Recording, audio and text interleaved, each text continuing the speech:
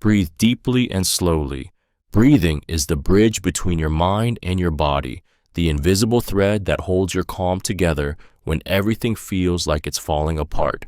When fear or anxiety grips you, your breath is often the first thing that changes. You start breathing fast, shallow, and high in your chest. It's your body's ancient survival mechanism, preparing you to run or fight. But when there's no real danger, this reaction traps you in a loop of panic, convincing your brain that something terrible is happening even when it's not. The act of breathing deeply and slowly is more than just a relaxation trick. It's a command to your nervous system. With each long inhale, you fill your lungs completely, sending oxygen deep into your bloodstream. With each slow exhale, you activate the parasympathetic nervous system, the body's natural rest and restore mode. This tells your heart to slow down, your muscles to loosen, and your mind to stop spiraling. It's your built-in reset button. When you breathe slowly, you take back control from anxiety's grip. Imagine inhaling calm and exhaling chaos. Feel your heartbeat syncing with the rhythm of your breath, steady and certain. Even in moments of intense fear, this technique anchors you in the present, reminding you that you are safe in this moment. The beauty of this is its simplicity. You carry your breath everywhere. You don't need a therapist, a pill, or a perfect environment. Just you, your lungs, and a decision to slow down. Every deep breath is an act of quiet rebellion against fear. Name what you're feeling out loud. There's a strange power in putting words to your emotions, a kind of quiet magic that transforms chaos into clarity. When fear or anxiety floods your body, your mind becomes a storm of sensations, tight chest, trembling hands, racing thoughts, a suffocating sense that something is wrong. It feels impossible to control because it's invisible, shapeless, overwhelming. But the moment you name what you're feeling out loud, I'm scared, I'm anxious, I feel trapped, you give that storm a form, and suddenly it's no longer controlling you, you're observing it. This technique, known as affect labeling, is more than a mindfulness trick. It's neuroscience in motion. Studies show that when you verbally identify an emotion, the amygdala, the brain's fear center, begins to quiet down, while the prefrontal cortex, responsible for logic and decision-making, comes online. Speaking the emotion shifts you from reaction to reflection. The words act like a release valve, diffusing the intensity of what once felt unbearable. When you say, I'm anxious right now, you're not amplifying your fear. You're acknowledging it. You're telling your brain, this is just a feeling, not forever. The voice you use doesn't matter. Whisper it, cry it, shout it if you must, but say it. Because emotions, when unnamed, fester in the dark. They grow louder, heavier, and more distorted.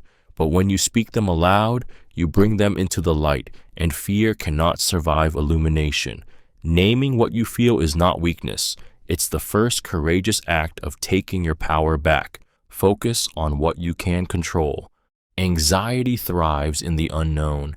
It feeds on uncertainty, spinning stories of everything that could go wrong until your mind becomes a battlefield of what-ifs. The truth is, fear grows strongest in the spaces you can't touch, the future, other people's actions, the uncontrollable outcomes that dance just beyond your reach. But the moment you shift your focus to what you can control, the fog begins to lift. This is not denial, it's reclaiming your power. When you center your attention on the small, tangible things within your grasp, your breath, your words, your choices, you anchor yourself to the present, the only place where real influence exists. The rest is just noise.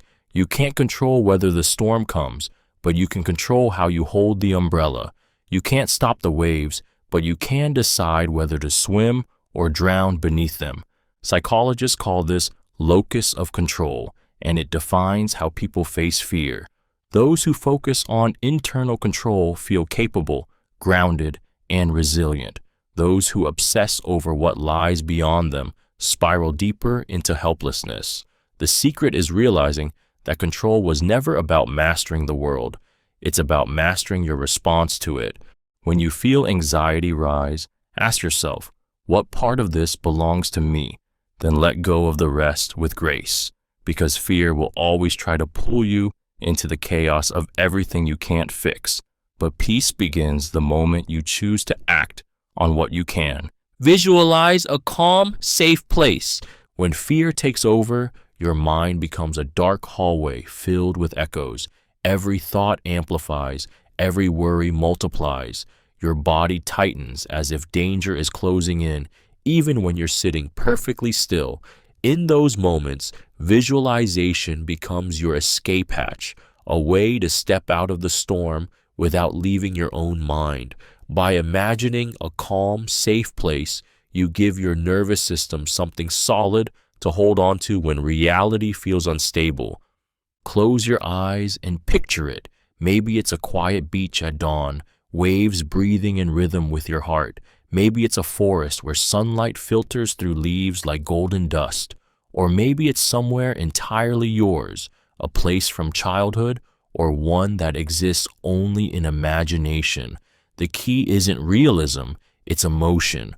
Your brain doesn't fully distinguish between real and vividly imagined experiences. So when you visualize peace, your body responds as if it's already there. Your pulse slows, your breath deepens, the chaos begins to fade. This technique taps directly into the same mental circuitry that fuels anxiety, but turns it toward healing instead of fear. You're still using imagination, but now as a weapon for calm. Each sensory detail strengthens the illusion, the sound of wind, the smell of salt, the warmth of sunlight on your skin. You are teaching your mind a truth it often forgets, that safety can exist inside you, not outside.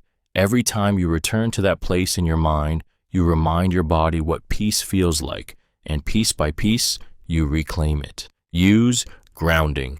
Notice 5 things you see, 4 you touch, 3 you hear, 2 you smell, 1 you taste.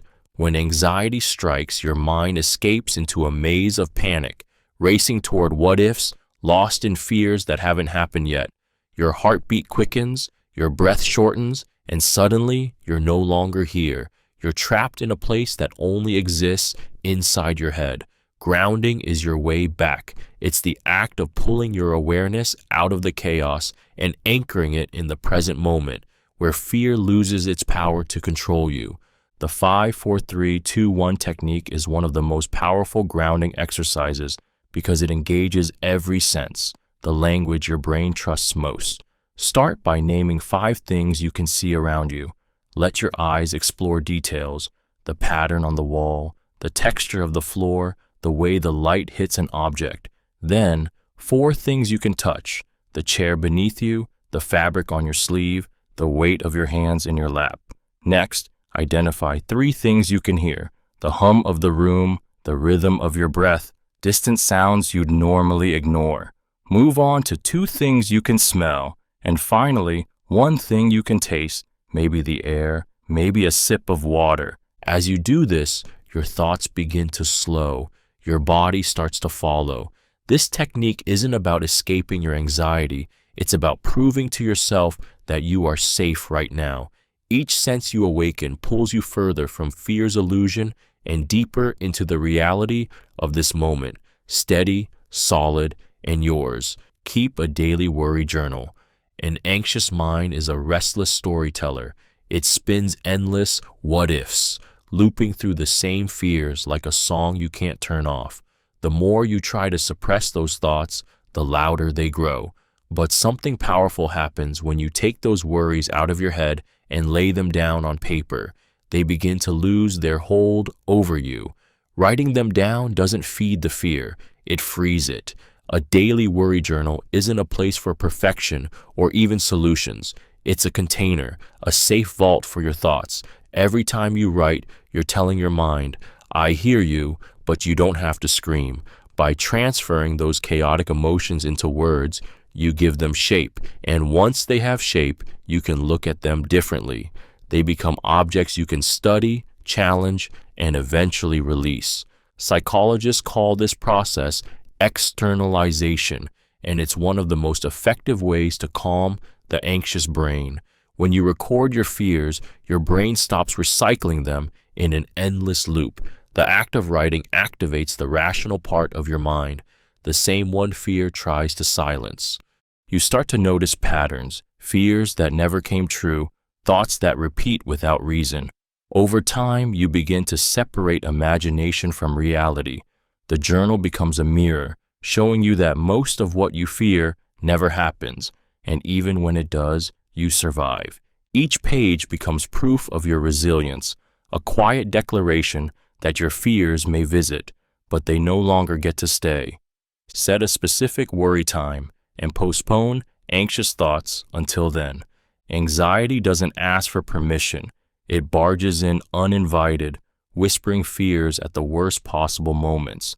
You might be working, eating, or trying to sleep, and suddenly your brain decides now is the perfect time to replay every mistake or imagine every disaster. But what if you trained your mind to wait? What if you told your anxiety, not now, later? That's the power of setting a specific worry time. This psychological technique works because it interrupts anxiety's favorite weapon, intrusion.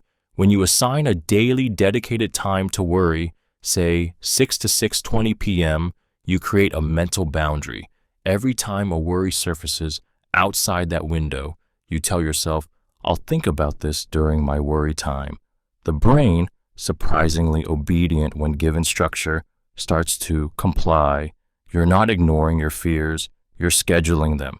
When that time arrives, you allow yourself to sit with the thoughts you postponed. Some will seem smaller, others will disappear altogether.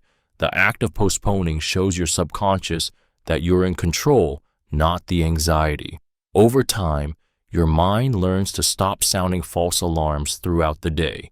This trick doesn't just create order, it restores dignity. It reminds you that your thoughts work for you, not the other way around. The first few times, your brain will resist, clawing for attention, but soon it learns the rule. Worry belongs to its time slot, and you belong to peace in the hours between. Smile intentionally. It triggers calm physiology. It sounds almost too simple to be true that something as small as a smile could shift the storm inside you. Yet the body and mind are in constant conversation, and a smile is one of the most powerful signals you can send. When anxiety tightens your chest and floods your system with adrenaline, your face mirrors that fear. Tense jaw, furrowed brow, lips pressed thin. The moment you smile, even if it feels forced, you disrupt that feedback loop. Your body reads the movement as safety, and your brain begins to believe it. Psychologists call this the facial feedback hypothesis, the idea that our expressions don't just reflect emotions, they shape them. When you smile, the muscles around your mouth and eyes activate neural pathways linked to pleasure and calm. Your brain releases dopamine and serotonin, softening anxiety's grip and slowing your heartbeat. In that instant, your body starts whispering to your mind, it's okay, you're safe. It's not about pretending everything is fine. It's about using your biology to outsmart fear. You can smile while trembling, while crying, even while afraid, and still, your brain will begin to rewire the message. The beauty of this trick lies in its defiance. It turns something fragile and human into armor. In moments of panic, try it. Let your lips curve, however slightly, and feel the resistance melt. It's a quiet act of rebellion, a reminder that your body remembers peace even when your thoughts don't. Sometimes the smallest gesture, a single smile, is enough to remind you that calm still lives inside you. Practice progressive muscle relaxation. Anxiety doesn't just live in the mind, it hides in the body. It coils in your shoulders, tightens your jaw, and clenches your stomach until calm feels impossible. Progressive muscle relaxation is a way of communicating with that hidden tension, telling your body it's safe when your thoughts refuse to believe it. It's a quiet conversation between mind and muscle, a step-by-step surrender that unravels fear from the inside out. Begin by finding a place where you can sit or lie comfortably. Focus on one part of your body at a time. Your hands, your arms, your face, your legs. Gently tense each muscle group for a few seconds, feeling the tightness gather like a storm. Then release. Let the tension melt away. Feel the contrast between stress and relief, between holding on and letting go. That contrast teaches your nervous system what peace actually feels like. When fear grips you, your body believes danger is near. By releasing tension consciously, you send it a different message. The threat is gone. Each muscle that relaxes whispers safety into your bloodstream. Your heart rate slows, your breathing deepens, and a wave of calm begins to rise where panic once lived. The beauty of this practice lies in awareness. You learn how much you've been holding without realizing it. The weight in your neck, the tightness in your chest, the fists you didn't know were clenched. As your body loosens, your mind follows. Because sometimes peace isn't found in thinking differently. It's found in learning how to release what you've been holding for far too long. Do a short body scan meditation. Anxiety is not just in your mind. It lives in your body. It hides in clenched jaws, tight shoulders, shallow breaths, and the subtle tremor in your chest that never seems to fade. When you're anxious, your body becomes a battlefield of invisible tension, carrying the weight of emotions you haven't yet named. A short body scan meditation is how you reclaim it. It's not about forcing calm, it's about listening. Close your eyes and turn your awareness inward. Start at the crown of your head and slowly travel down. Notice your forehead, your eyes, your jaw. Feel where you're holding on too tightly. Don't try to fix it, just observe. Move your attention down your neck, your shoulders, your arms, your chest. Feel the rise and fall of your breath. Keep going. Stomach, hips, legs, feet. Each part of your body has a story, and most days, you're too busy to hear it. This practice activates interoception, your body's ability to sense itself, and it quietly tells your nervous system, I'm safe now. As you bring awareness to each part, tension begins to melt like ice under sunlight.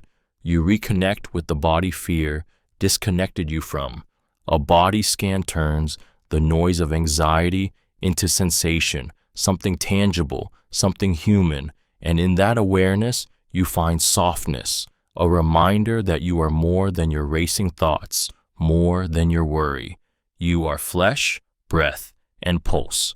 You are here, now, and for this moment, that's enough. Challenge catastrophic thoughts. Fear has a cruel way of turning whispers into roars. One small worry becomes a chain reaction.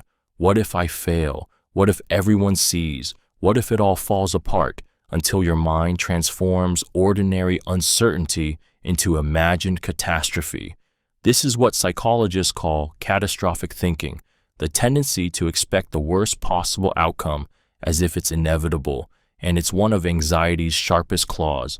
The key to breaking it isn't blind optimism, it's evidence. When a catastrophic thought appears, pause and question it like a detective confronting a suspect. Ask yourself, is this thought based on fact or fear? Has something like this happened before? And how did I handle it then? What's the most likely outcome, not the worst? As you challenge these thoughts, they begin to lose their authority. Logic starts to disarm emotion.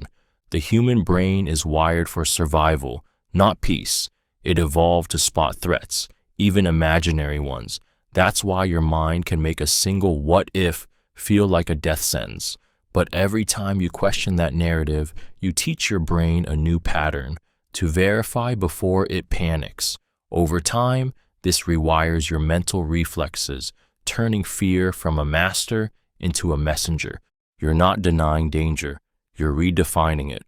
You're reminding yourself that thoughts are not prophecies, and anxiety is not truth. Each time you stand up to a catastrophic thought, you weaken the illusion that your mind's worst stories are reality, and you reclaim the calm that panic tries to steal.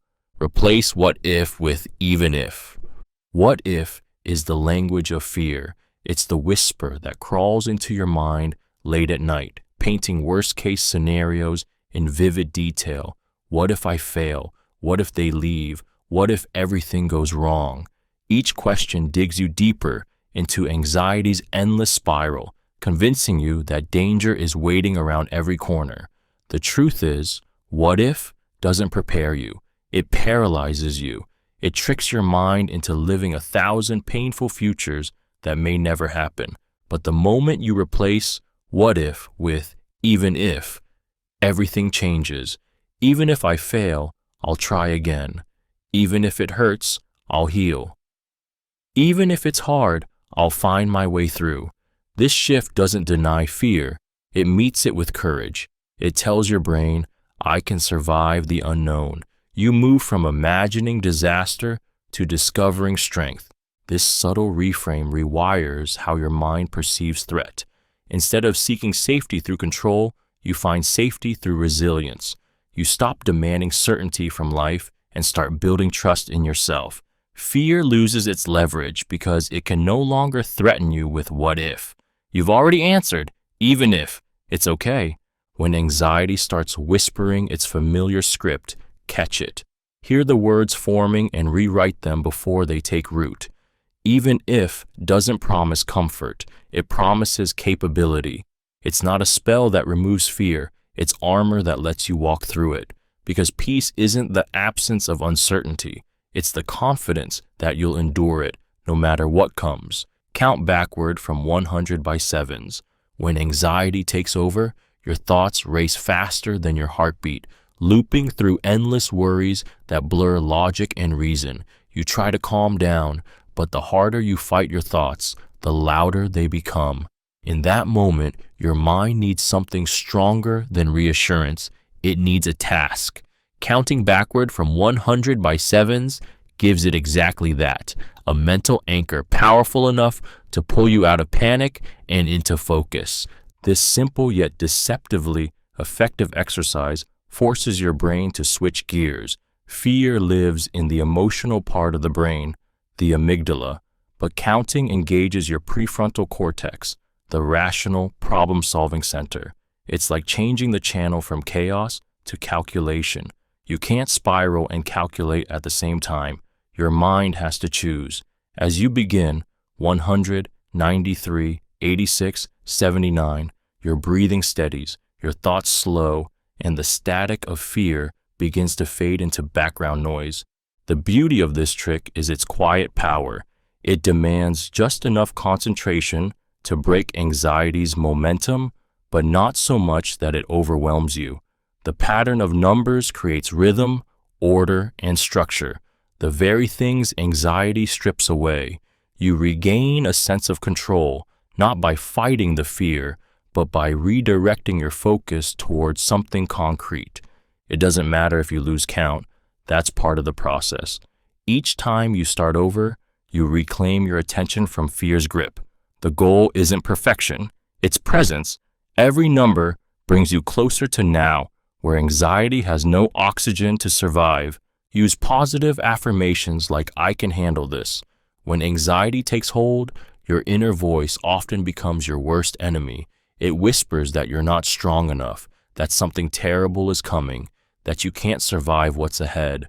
These thoughts are powerful because your mind believes the words it hears most often. That's why positive affirmations, simple, deliberate statements like I can handle this, are more than motivational cliches. They are psychological reprogramming. Each time you repeat an affirmation, you interrupt fear's monologue and replace it with truth. Your nervous system listens. Your subconscious absorbs it. Over time, your brain starts to build new neural pathways, associating calm and capability where panic once lived.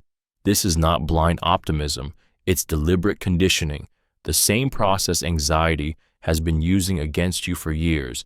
Now you're using it in your favor. When you say, I can handle this, you're not claiming perfection, you're declaring resilience. You're reminding yourself of every moment you thought you couldn't go on, but did anyway. The words become anchors, steadying you when your emotions try to pull you under. Say it when your chest tightens. Say it when your mind races. Say it until your breath matches the rhythm of your courage. The power isn't in the phrase itself, it's in the emotion it awakens. Because beneath every fear is a forgotten truth. You've already survived your hardest days. Affirmations don't erase anxiety. They teach you to meet it with strength instead of surrender. And that shift changes everything. Visualize a successful outcome. The mind is a master storyteller, and when fear takes hold, it loves to script tragedy. It plays vivid scenes of failure, rejection, and humiliation, each more convincing than the last. But here's the secret. That same imagination that fuels your anxiety can also free you from it. When you visualize a successful outcome, you're not pretending everything is perfect. You're training your brain to expect victory instead of defeat. Close your eyes and picture the moment you overcome what scares you. See the details, the steady breath, the confident voice, the calmness in your chest.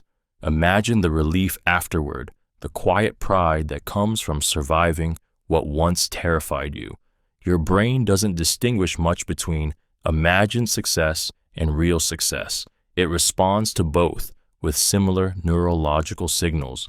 That means every time you visualize winning, your body rehearses confidence. You build new neural pathways that make courage feel more natural than fear. This isn't wishful thinking, it's mental conditioning. Athletes use it before competitions, soldiers before missions, speakers before walking onto the stage. It's the rehearsal of resilience. When the real moment arrives, it feels familiar, like stepping into a scene you've already mastered. The more vividly you picture success, the sounds, sensations, emotions, the more real it becomes. Fear loses its grip because your mind now has another script to follow, one where you are capable, composed, and ready. You've already lived the triumph in your imagination. Now you just need to step into it. Keep your shoulders relaxed. Fear lives in the body long before it reaches the mind. When anxiety strikes, your muscles tighten instinctively. Your shoulders rise, your neck stiffens, your body prepares for a battle that never comes. It's your ancient survival system doing its job, bracing for impact. But when there's no real threat, that tension becomes a prison, trapping stress in every fiber of your being. The simple act of relaxing your shoulders can be the first step toward unlocking calm. Lower them. Feel the difference as they drop away from your ears, as air moves more freely through your chest. It's subtle, but your body notices immediately. When you release physical tension, you send a direct signal to your brain. The danger has passed. Your parasympathetic nervous system activates, your heart rate slows, and your breathing deepens. What was once a body on high alert becomes a body at ease, and your mind soon follows. This small action holds tremendous power because it breaks the feedback loop between body and mind. Anxiety tenses the muscles, tension convinces the brain there's danger, and the cycle continues. By softening your shoulders, you interrupt that pattern. You remind your nervous system that safety is possible now, not later. So the next time you feel panic creeping in, don't fight the feeling. Drop your shoulders. Let gravity pull the fear from your body.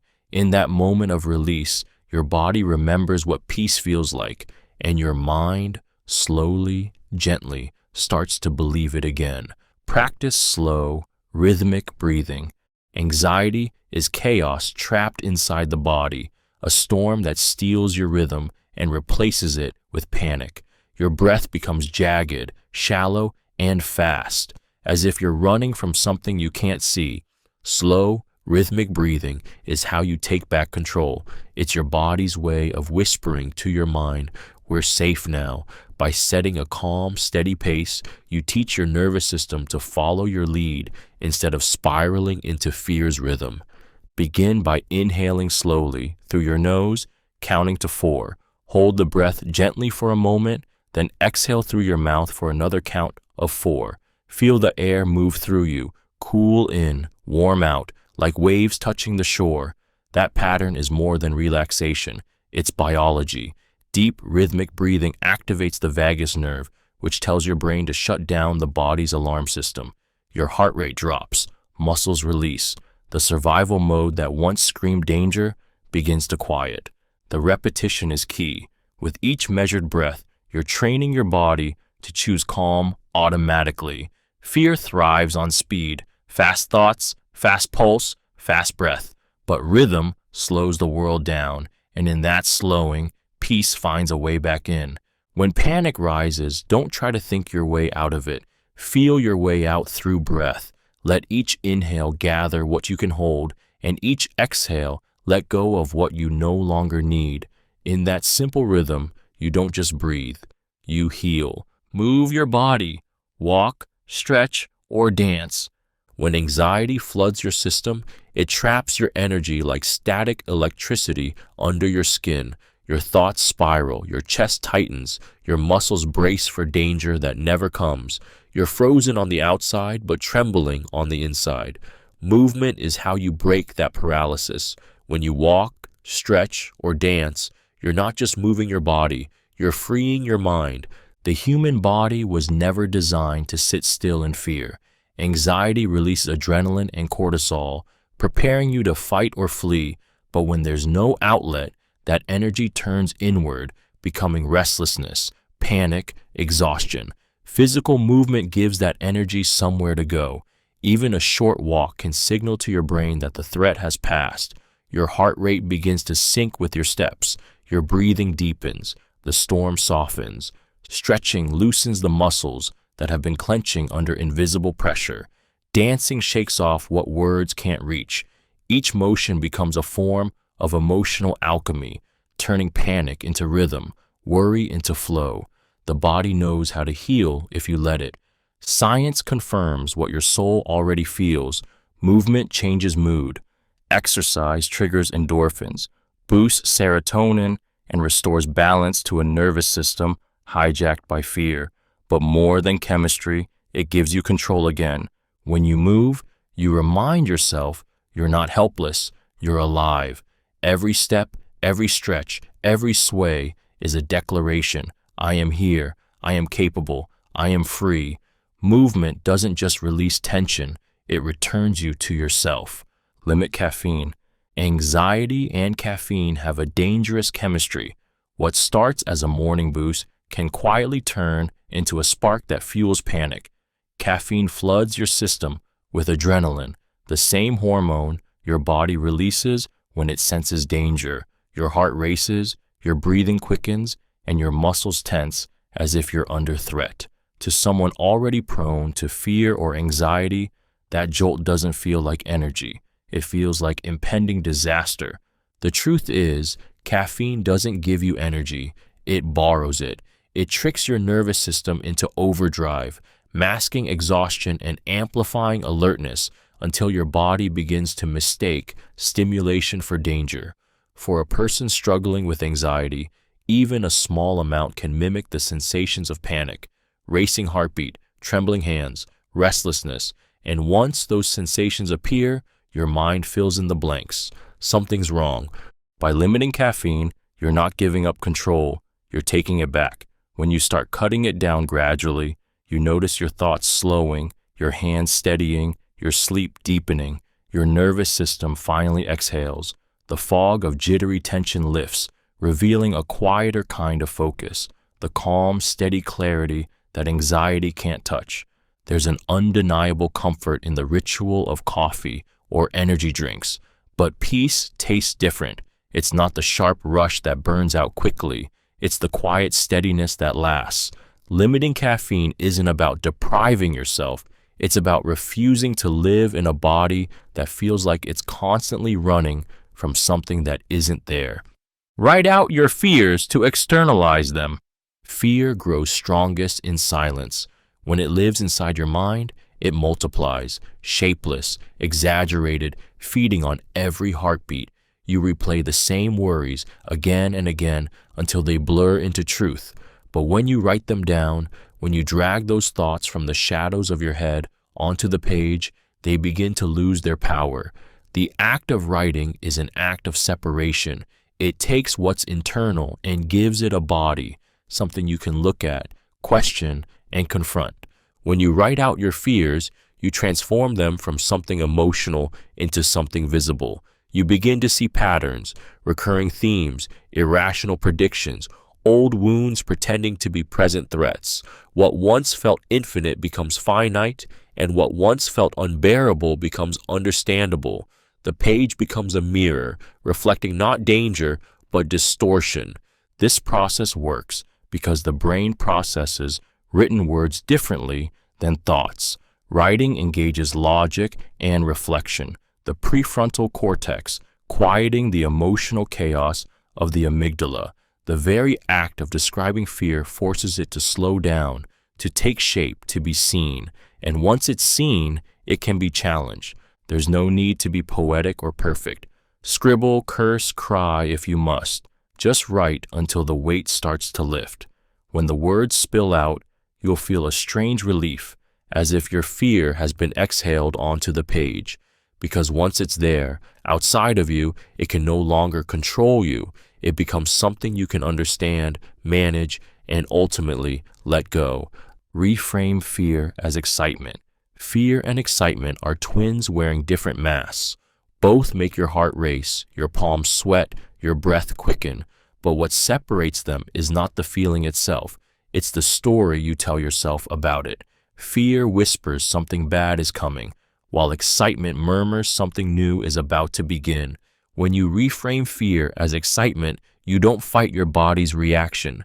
You transform it. You take the same raw energy that once paralyzed you and turn it into fuel. Your brain can't easily distinguish between fear and anticipation. The physiological responses are almost identical, but your interpretation changes everything. When you say, "I'm not scared, I'm excited," you redirect that adrenaline rush from panic into performance. Athletes, performers, and public speakers use this mental shift constantly. Before they step onto the stage, their hands shake, their hearts pound, but instead of running from that surge, they ride it. They tell themselves, "This is my body preparing me to rise to the challenge." This trick is psychological alchemy, turning dread into drive. By choosing excitement, you align yourself with curiosity instead of avoidance. Fear says run. Excitement says lean in. The power lies in your words because your brain believes the story you give it. Next time your chest tightens before a big step, don't resist the rush. Smile into it. That trembling isn't weakness. It's energy, awakening. The same fire that once frightened you is the spark that propels you forward. Fear and excitement live in the same heartbeat. All you have to do is decide which name to give it. Listen to calming music. There's a moment when anxiety makes the world too loud. Every sound feels sharp, every thought too heavy. In those moments, calming music becomes more than background noise. It becomes medicine. The right melody has the power to reach where words can't, soothing the nervous system and guiding the mind back to safety. It's a psychological reset, an emotional recalibration disguised as art. When you listen to gentle, rhythmic music, your brain waves begin to synchronize with its tempo. A slow, steady beat naturally slows your heart rate, deepens your breathing, and eases muscle tension. It's not just emotional, it's biological. Your body entrains itself to the sound, finding harmony through vibration. That's why lullabies calm babies and why adults instinctively seek playlists that feel like exhaling. Music also gives your mind a focus point, pulling it away from racing thoughts and grounding it in the present. Lyrics that speak to hope, melodies that feel like sunlight breaking through clouds, they remind you of beauty even in chaos. The simple act of listening becomes an act of resistance against fear. Neuroscientists have found that calming music releases dopamine, the brain's reward chemical, creating small moments of peace that ripple through the mind. But beyond science, music touches the emotional places logic can't reach. It carries you out of your head and into your heart. When you let the music in, soft piano, ocean waves, a voice that feels like home, You remind your anxious mind that calm still exists, that serenity is not lost, only waiting to be heard again. Watch something funny. Laughter is one of the most underestimated forms of therapy. When fear coils in your chest and anxiety clouds your thoughts, humor can feel impossible, but it's exactly what your brain needs. Watching something funny isn't just distraction, it's biological defiance. Every laugh triggers a surge of endorphins and dopamine, the brain's natural antidotes to stress hormones. In those moments of genuine amusement, your nervous system releases its grip, your muscles loosen, and your breathing steadies. You're teaching your body what safety feels like again. Humor doesn't erase pain, it creates space around it. It reminds you that even in fear, joy can coexist. A sitcom, a stand-up clip, a silly video, each one gives your mind a short vacation from vigilance. Psychologists call this cognitive reappraisal. Laughter helps you reinterpret your situation, turning threat into absurdity and absurdity into relief. Suddenly, what once felt like doom becomes something you can smile at, even if just for a moment.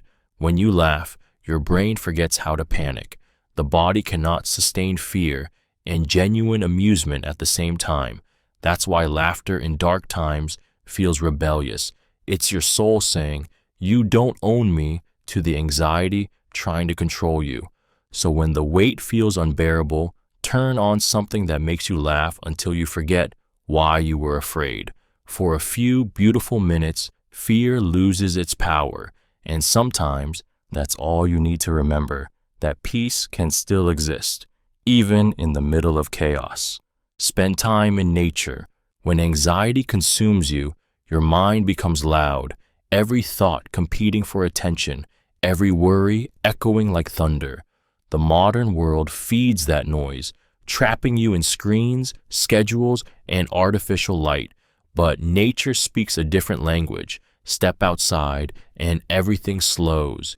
The air is softer, the light more forgiving, the sounds less demanding.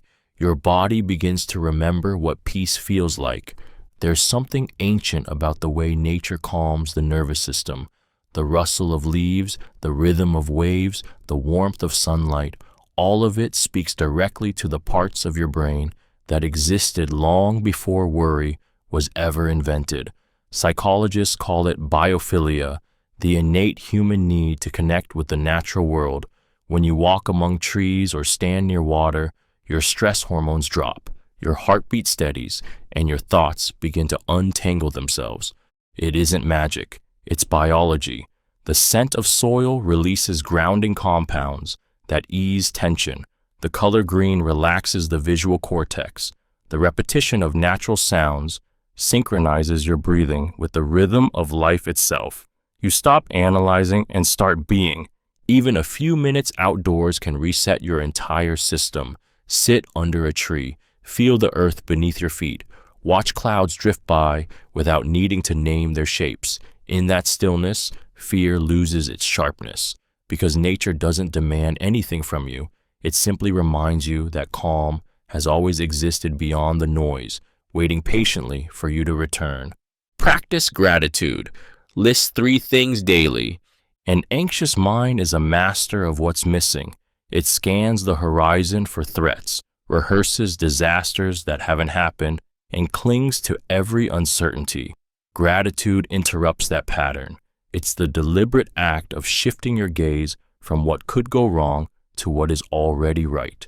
When you take a moment to list 3 things you're grateful for each day, you are rewiring your brain to notice peace instead of panic, abundance instead of lack. This isn't blind optimism, it's neurological training. The human brain has a negativity bias, an ancient survival instinct that kept our ancestors alive, but now keeps us trapped in cycles of worry. Gratitude rewrites that script.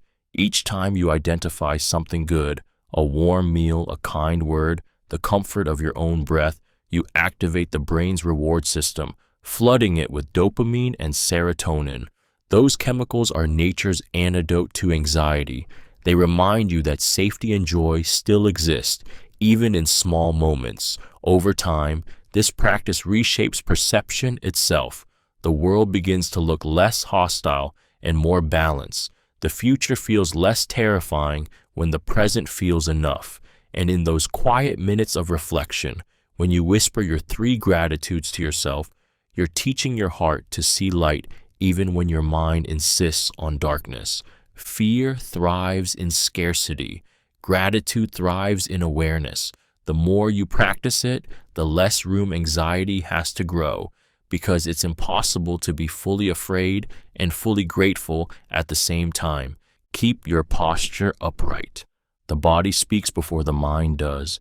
When anxiety takes over, your posture tells the story. Shoulders cave inward, chest tightens, eyes drop to the floor. It's your body's instinctive attempt to protect itself, to make you smaller, invisible, safe. But what begins as self-protection quickly becomes self-reinforcement. The more you hunch, the more powerless you feel. The more powerless you feel, the deeper your fear digs in. Keeping your posture upright is not just about confidence. It's a psychological intervention. When you stand tall, spine straight, shoulders back, something powerful happens inside your brain. Studies in embodied cognition show that posture directly affects mood and self-perception. An upright stance increases serotonin, steadies cortisol, and signals safety to the nervous system. In simple terms, your body tells your mind, I am okay. This isn't about pretending to be fearless. It's about creating the physical conditions where courage can breathe. When your chest opens, your lungs expand, allowing fuller breaths that calm your heartbeat. When your head lifts, your gaze widens. You stop staring inward at your fears and start looking outward at the world again. It's astonishing how posture can rewrite emotion. Try it in the middle of panic. Straighten your back, roll your shoulders, lift your chin. Feel how your body anchors strength you forgot you had. You are no longer cowering from life. You are facing it. Every time you stand tall, you remind yourself of a truth your anxiety wants you to forget. You are not small, and you are not defeated. You were built to rise. Talk kindly to yourself. The voice in your head is powerful. It can be your greatest ally or your cruelest enemy. When anxiety takes hold, that voice often turns against you, whispering harsh judgments and relentless doubts. You're weak. You can't handle this. You're failing again. Those words don't just sting, they shape your reality. The mind believes what it hears most often, even when the source is yourself. Talking kindly to yourself isn't self-indulgence, it's survival. Every gentle word you speak to yourself rewires the pathways that fear once ruled. Neuroscience shows that self-compassion activates the same regions of the brain that light up when we comfort someone we love. In other words, when you speak softly to yourself, your body responds with calm, not panic. Kindness lowers cortisol levels, steadies your heart, and teaches your nervous system to feel safe again. Imagine speaking to yourself the way you would to a scared child or a grieving friend, calm, patient, forgiving. It's okay. I'm doing my best. I've survived worse than this. Those words aren't weakness. They're a signal to your brain that you are no longer the enemy, because anxiety thrives on inner conflict. It feeds on your self-criticism. When you talk kindly to yourself, you reclaim the power that fear tries to steal. You begin to trust your own voice again, the one that says you're worthy, capable, and still growing. So speak gently. You are always listening, even when you don't realize it. Avoid predicting the future. Anxiety loves the future. It thrives there. It drags you out of the present moment and into endless scenarios that haven't happened yet, convincing you that every unknown hides disaster. You start forecasting pain before it even arrives, replaying imagined outcomes until your body reacts as if they're real. Your heart races, your stomach knots. You suffer twice, once in fear and once in reality, if it ever comes. The cruel truth is that most of the things you fear never actually happen, yet your mind lives through them as if they already have. Predicting the future is your brain's attempt to create safety. It thinks that if it can anticipate every possible threat, it can protect you from pain. But what it really does is imprison you in uncertainty. Each what if becomes a new chain. Each imagined failure another reason to freeze. The mind mistakes thinking for control, but worrying about the future doesn't prevent it. It only robs you of the peace you could have right now. The antidote is presence. Every time your thoughts race ahead, gently pull them back with a question. What is actually happening in this moment? Feel your breath. Notice your surroundings. Anchor yourself in what is real. The future doesn't exist yet. It's only a canvas your fear loves to paint on. When you stop predicting it, you stop feeding it. And in that stillness, you realize something profound. The only place safety ever truly lives is here, now, in the moment you are breathing. Stay present, using mindfulness. Anxiety is the art of living everywhere but here. Your mind races ahead into futures that haven't happened or replays the past like a broken film reel, searching for the moment everything went wrong. The present, the only place where life actually happens, becomes invisible. Mindfulness is the act of coming home to this moment, of stepping out of the noise and into the now. It's not about silencing thoughts. It's about watching them without being pulled under. When you practice mindfulness, you become an observer instead of a prisoner. You feel your breath moving in and out. You notice the weight of your body against the ground, the sound of air filling your lungs, the way your chest rises and falls. Each detail becomes an anchor, tethering you to reality when fear tries to drag you into illusion. The more you return to your senses, the less control anxiety has over you. The science is as beautiful as the practice. Mindfulness lowers cortisol, slows heart rate, and strengthens the connection between the emotional brain and the rational one. It teaches your mind that it can experience discomfort without drowning in it. The present moment, once ignored, becomes your safest place to rest. When panic whispers, "What if?" mindfulness answers, "What is?" You learn that you don't have to chase every thought or fix every feeling. You just have to witness them. In that stillness, fear loses its grip, because in the now, you are not your past or your worries. You are simply breathing, and that is enough. Avoid mind reading others' thoughts. One of anxiety's cruelest tricks is convincing you that you know what others are thinking, and that it's something bad. You walk into a room and feel eyes on you, certain they're judging.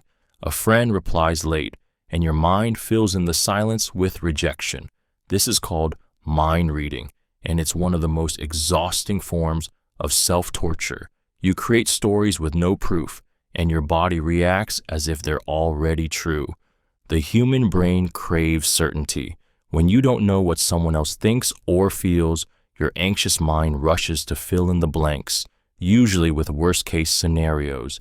It's a defense mechanism gone wrong, an ancient instinct meant to predict danger that now only predicts disappointment. The irony is that the more you assume, the more disconnected you become. You start reacting to imagined worlds instead of real people. The truth is, you can't possibly know what's happening in someone else's mind. Their tone, their expression, their silence, none of it is evidence. When you catch yourself assuming, pause and ask, what facts do I actually have? Most of the time, the answer is none. That's your cue to return to the present. Releasing the need to mind read is freeing. It allows relationships to breathe, conversations to heal, and self-worth to rebuild. You stop fighting ghosts. You begin trusting reality again. And in that space, between what you imagine and what truly is, anxiety finally loses its power to define you. Use a mantra like, "This too shall pass." When anxiety wraps around you like a storm, it convinces you that the moment will never end, that the fear, the racing thoughts, the pounding heart are permanent. But nothing in life stays still. Every emotion, no matter how unbearable, moves like a wave. A mantra like, "This too shall pass," becomes your anchor in that storm, a reminder that pain is temporary, and you've survived every single moment before this one. Repeating those words isn't just psychological comfort, it's physiological regulation. When you whisper or think a mantra rhythmically, it synchronizes with your breath, steadying your nervous system. The repetition quiets the noise of panic, giving your mind something familiar to hold on to. Over time, your body begins to believe it. Your shoulders drop, your heart slows, and the world feels less threatening. Mantras are ancient for a reason. They speak to the deepest parts of us that logic can't reach. In moments of fear, reason often fails, emotion hijacks thought, but a simple grounding phrase slips beneath that chaos. It bypasses analysis and goes straight to faith. Not religious faith, but faith in movement, in time, in resilience. Every time you repeat, "This too shall pass," you're teaching your mind to zoom out, to see beyond the panic of the present. It's not denial, it's perspective. You remember that even the sharpest pain eventually softens, that no storm has ever lasted forever, and sometimes that quiet truth is enough to get you through the night. Engage in creative activity. When fear and anxiety take hold, your mind becomes trapped in repetition, circling the same thoughts, the same worries, the same invisible walls. Creativity shatters that cycle. The moment you paint, write, play, build, sing, or design something, you shift from survival mode to creation mode. You stop reacting to the world and start shaping it. The act of creating, no matter how small, reminds your brain that you are not powerless. You are capable of bringing something new into existence. Creativity pulls you out of your head and into the present. As you mix colors, write words, or mold shapes, the noise inside quiets. Flow takes over, the psychological state where time disappears and focus replaces fear. In that space, anxiety loses its grip because your attention is fully anchored in doing, not worrying. Even the smallest act, doodling in a notebook, humming a tune, rearranging a room, becomes a form of emotional release. Science backs this up. Engaging in creative expression lowers cortisol, the body's main stress hormone, and increases dopamine, the chemical of pleasure and reward. Your nervous system interprets creation as safety. It's proof that the world is not collapsing, that you still have influence over it. You don't need talent, you just need permission to express. Let the paint drip, let the words stumble, let your hands move without a plan. Creativity isn't about perfection, it's about freedom. Every time you create, you tell your fear, you don't get to write my story. I do. And that reminder is healing in its purest form. Volunteer or help someone. Anxiety turns your focus inward. It traps you in a loop of self-monitoring, self-doubt, and self-survival. Every thought becomes a reflection of me, my fear, my pain, my future.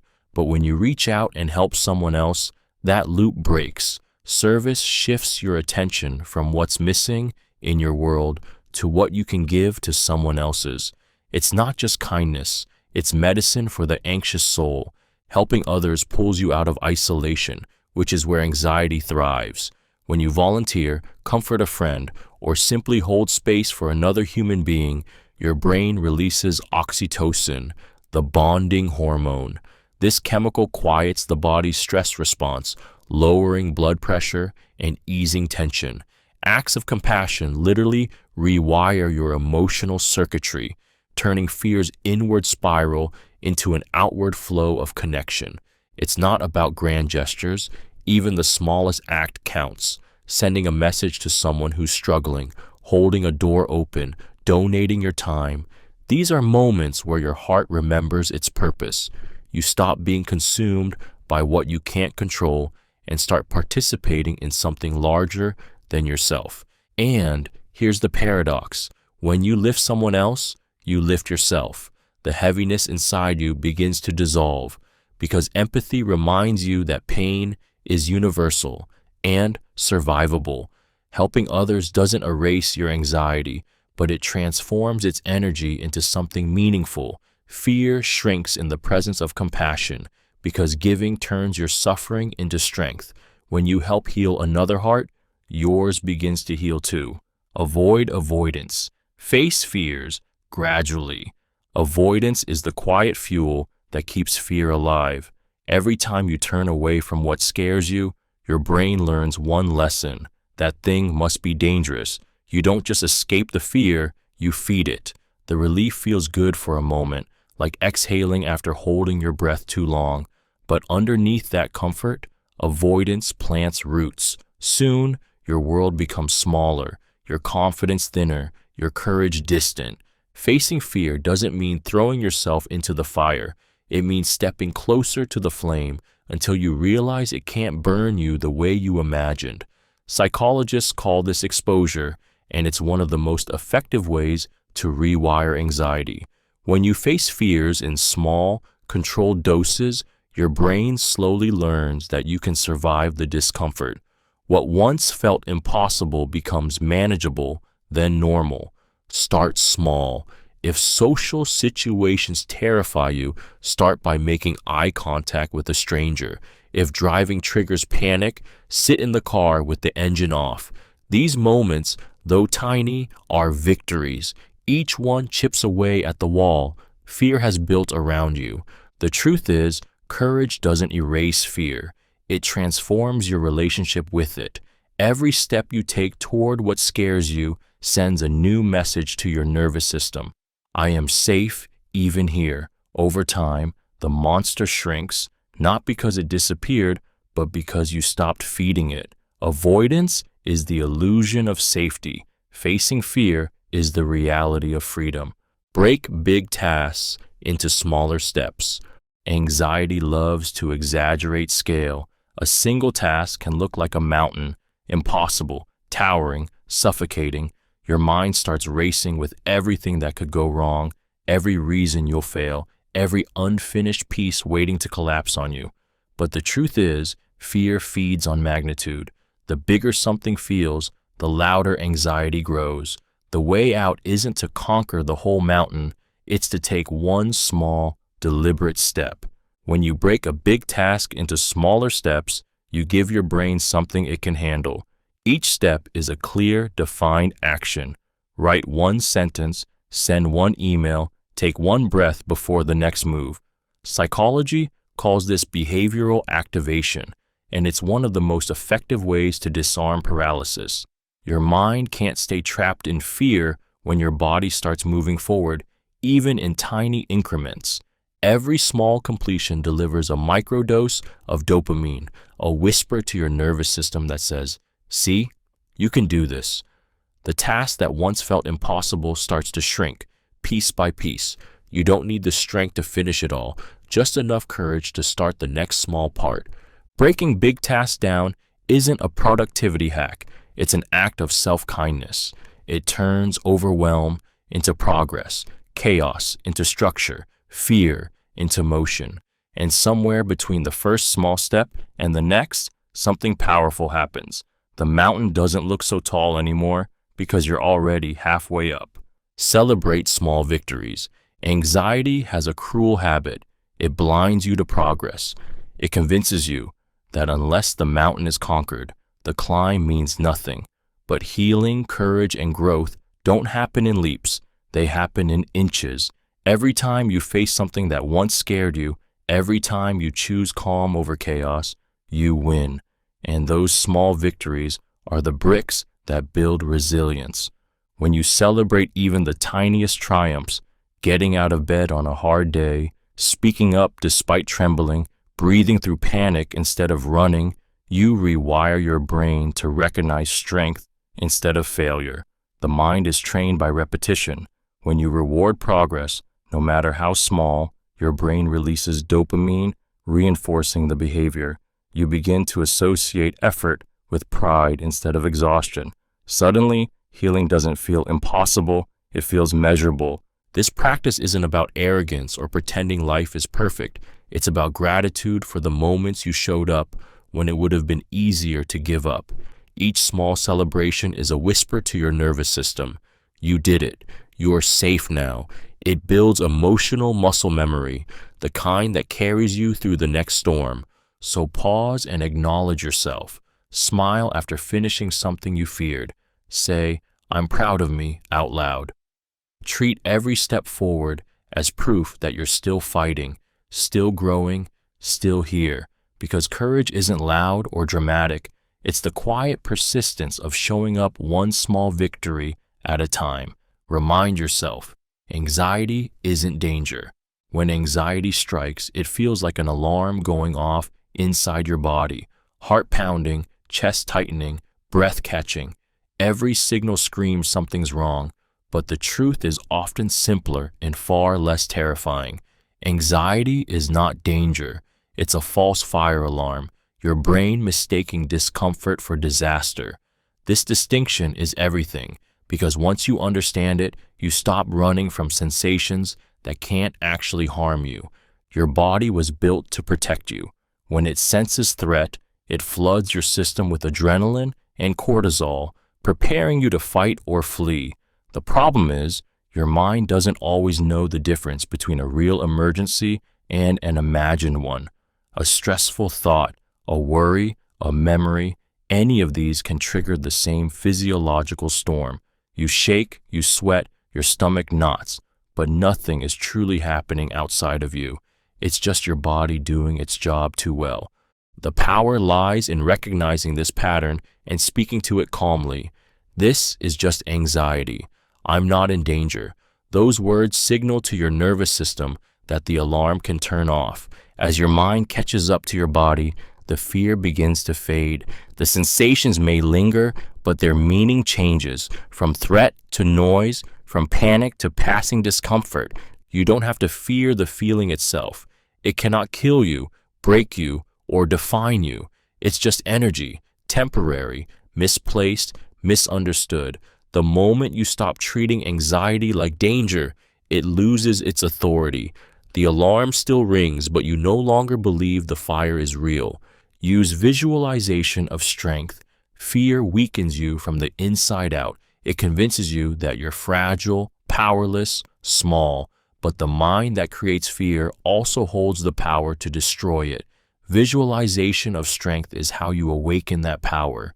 It's the art of seeing yourself not as a victim of anxiety, but as the force that conquers it. When you close your eyes and imagine strength, your body begins to believe it. The brain doesn't fully distinguish between what's vividly imagined and what's real. The images you create become blueprints for your emotional state. Picture yourself standing tall, unshaken. Imagine light radiating from your chest, steady and unbreakable. Feel it spread through your arms, your legs, your breath. Every inhale builds power. Every exhale releases fear. For some, strength takes the form of armor, solid, gleaming, protective. For others, it's a mountain, immovable and calm amidst storms. What matters is that it feels real to you, that your senses absorb it until your heartbeat slows and your spine straightens.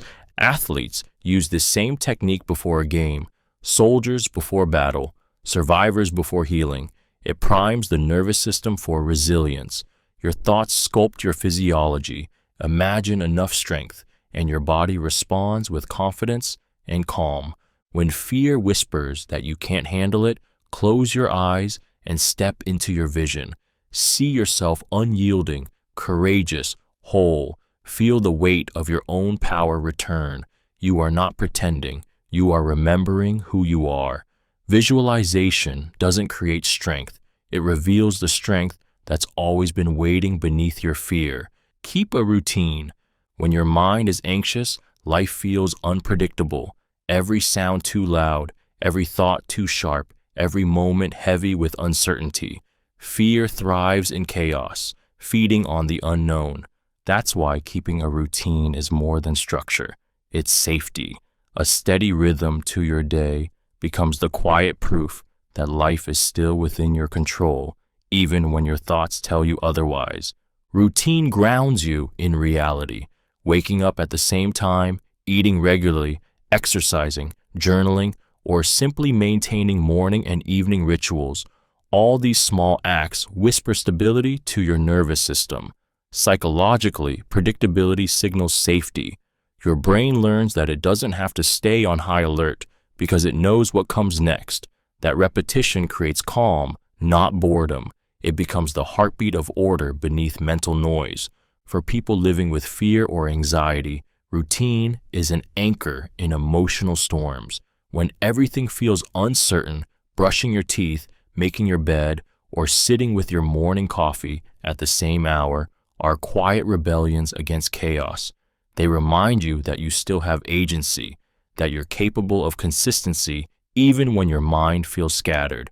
A routine doesn't have to be rigid or perfect. It just has to be yours. The more you repeat small daily actions, the stronger your foundation becomes. Over time, your brain begins to trust the pattern, and anxiety loses its edge.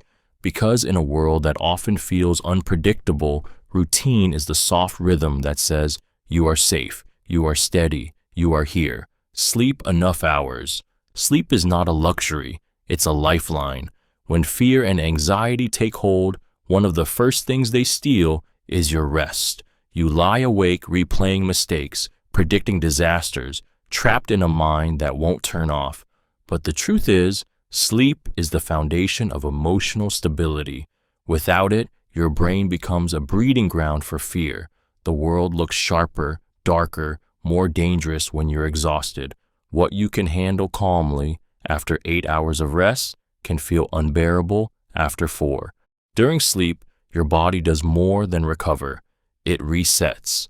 Your amygdala, the part of your brain that controls fear, quiets down. Your stress hormones drop. Your memories are sorted, processed, and healed. Deep sleep is where anxiety loses its edge and the mind repairs what the day has damaged. When you deprive yourself of rest, you're not just tired, you're running on a nervous system that's stuck in overdrive. Getting enough sleep is a form of self-respect. It's telling your body, you deserve peace. Turn off the screens, dim the lights, and let your mind unwind. Create a ritual, soft music, deep breathing, gratitude, something that tells your body it's safe to let go. Anxiety may whisper that you can't rest until everything is fixed, but the truth is the opposite. You can't fix anything until you rest. Sleep is the body's most natural form of therapy, the place where chaos becomes quiet and strength is rebuilt in silence. Avoid alcohol for coping. When anxiety feels unbearable, alcohol can look like an escape, a quick way to quiet the noise, slow the heartbeat, and numb the thoughts that won't stop spinning. For a few hours, it works. The world softens, your chest loosens, and the ache inside dulls. But the relief is deceptive because alcohol doesn't silence anxiety. It postpones it, amplifies it, and chains you to it. What feels like control in the moment becomes a deeper surrender later. Alcohol alters the same brain chemistry that anxiety disturbs. It sedates the nervous system, giving a temporary illusion of calm. But as your body metabolizes it, those same systems rebound with double intensity. The next day, your heart races faster, your sleep is broken, and your thoughts return sharper, darker, and harder to escape. It's called rebound anxiety, and it's the mind's cruel reminder that false peace comes at a cost. Beyond the biology lies the emotional truth. When you drink to cope, you teach your brain that you can't face life sober. Each time you pour another glass, you whisper to yourself that calm must be borrowed, not built.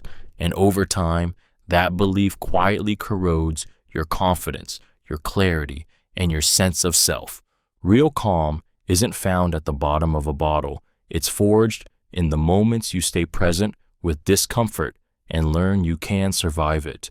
True strength comes not from escaping your pain, but from realizing you don't need to escape at all.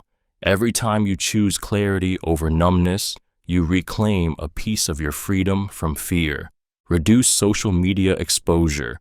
Anxiety feeds on comparison, and social media is its endless buffet. Every scroll invites you to measure your life against carefully curated illusions. Perfect bodies, perfect jobs, perfect happiness. You don't even notice the shift at first. Your chest tightens, your self-worth dips, and a quiet unease begins to hum beneath your skin. The more you consume, the more disconnected you feel. It's not weakness, it's wiring. Your brain is built to compare for survival, but the digital world turns that instinct against you. Reducing social media exposure isn't about rejecting technology, it's about reclaiming your peace. Every image, headline, or opinion you absorb triggers emotional responses your mind isn't built to process at this speed. Endless scrolling floods your brain with dopamine spikes, followed by emptiness, keeping you chasing another hit of stimulation that never satisfies. And beneath it all, fear grows, fear of missing out, of not being enough, of being unseen. When you step back, silence the feed, and give your attention room to breathe, something beautiful happens. Your mind slows, your thoughts sharpen. You begin to hear your own voice again, the one that's drowned out by 1,000 others. Real life starts to feel vivid instead of distant. Even small boundaries help. Log off for an hour a day, keep your phone out of reach at night, unfollow what drains you. You'll notice how quickly calm returns. The world outside your screen may not be filtered, but it's real, and peace only grows in the real. Take cold or warm showers to reset the body. When anxiety takes over, it doesn't just live in your mind, it hijacks your entire body. Your heart races, your muscles tense, your skin prickles with electricity. You can't think your way out of it because fear isn't only mental, it's physical. That's why sometimes the fastest way to calm your mind is to shock or soothe your body, and a simple shower can do both. Cold water is nature's reset button.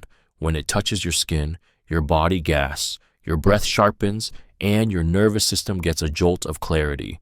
This sudden temperature shift activates the vagus nerve, which slows your heart rate and signals your brain that the immediate danger has passed. The flood of adrenaline is followed by a wave of endorphins, a calm alertness that feels like emotional detox. It's why cold showers are often used in therapy to break panic cycles or snap the body out of spiraling stress. Warm water, on the other hand, is comfort in liquid form. It loosens tight muscles, lowers cortisol, and reminds your body what safety feels like.